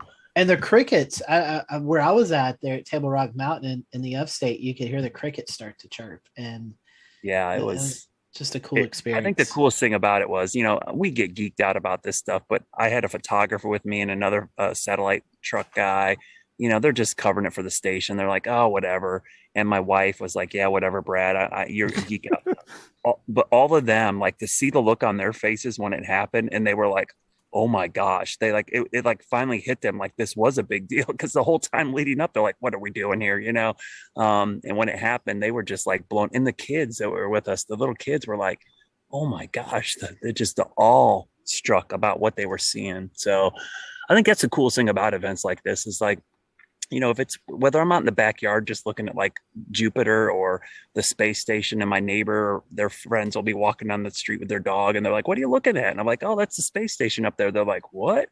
Or they're just, it's crazy to see people that don't know what's going on and just see them get excited and be like, that's really cool. It's like makes everything we do worth it, The one thing from that solar eclipse too, that was cool, that was really cool, that just makes sense when you think about it, but at the time it was like, whoa, what's that?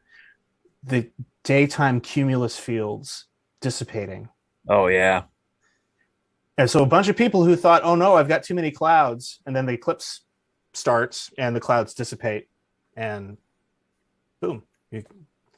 Unfortunately, it was hot that day. Oh yeah, it was. It cooled a little bit, but it was hard to tell. It was so muggy, but Yeah. I remember there was a bunch of storms around that day, and because the sun was so high in the sky when the eclipse happened, it was perfect because the storms were all on the horizon and there was nothing blocking the view. So it was amazing. Yeah, we had unfortunate for folks, we had in the Highway 17A corridor, they were in just total darkness as they had stalled showers and thunderstorms going. Instead of an eclipse, they got a flood advisory. So, oh man, yeah, really unfortunate. Yeah, we're definitely seeing that sliver now really starting to come into a view here. A little less of the blood and yeah. So just with the naked eye, just to describe, when you look up now, it looks like it's a crescent moon. It doesn't look like there's an eclipse going on. It looks cool. It's the tiniest little. It looks like, to me, it looks like when you see the crescent moon normally, and there's a bunch of earth shine on the rest of the moon. That's kind of what it looks like.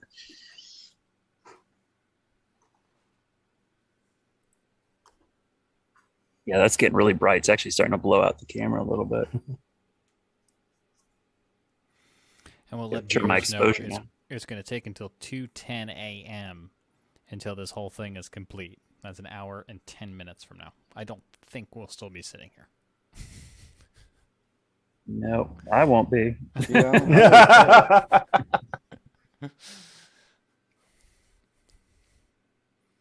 All right. oh yeah, there it is. There's a song for Here Comes the Sun, but is there a song for Here Comes the Moon? Thank Bad you, moon Chris. rising.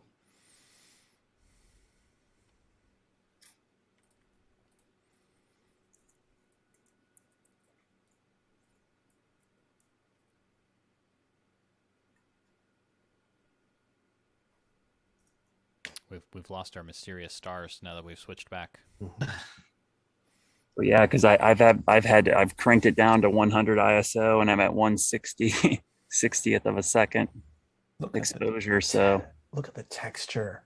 yeah, so that's what I'm trying to do is get some of the craters that pop here.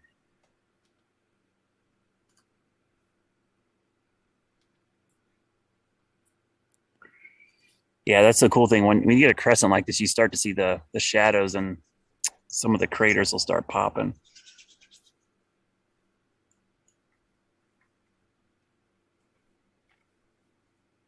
God, it's so cool looking up at it. Just I got a good view of it now. My clouds broke. Yeah, it's really nice looking. It goes back the other way. Jack exposure up here.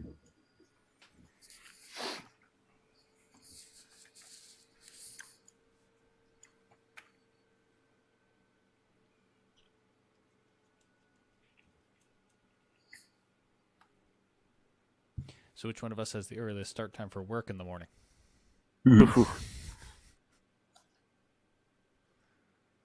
Thank goodness I'm free tomorrow. Today, whatever we're calling it. I think it's today now. It's today. It's very today. Jared's just going to stay up. Yeah, I can make the rest of the moon show up if I wanted to. Yeah. You still get a little of that, blood effect there. I mean, you still... Yeah. That's like tweaking the settings a little bit here. Mm-hmm. Wow, look at those craters.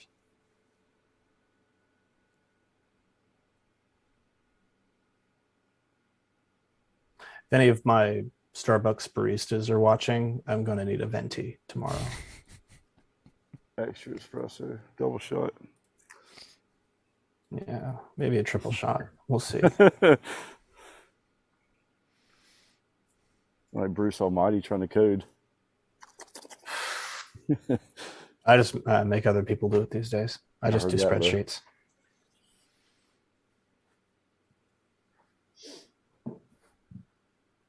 We got one more home baseball game, then we're done for the year. Nice weather today in Uptown for a night's game. Yeah, we played the Charlotte 40 or Yeah, I think Charlotte 49ers Tuesday night.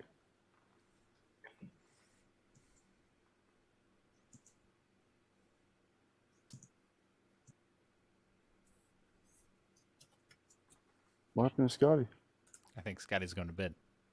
He has an early start time. Good to see you, buddy. I've resorted to the whisper because everyone in my house I'm outside. is asleep. All right, I think I'm gonna bail. Yeah.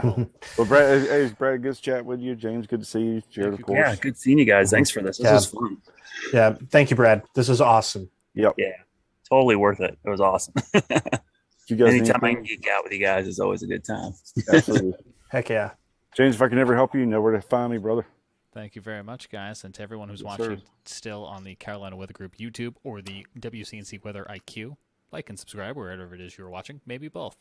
And we appreciate you hanging out with us. Again, if you're watching this in your night sky, you're going to slowly see the moon return to full as we go through 2:10 a.m. Eastern, which is about an hour from now. So major shout outs to Chris Jackson and Brad Panovich for tonight's view of the sky. Special thanks to our friends at WFMY, WCNC, and everyone at the Carolina Weather Group. Thanks for hanging out. So long.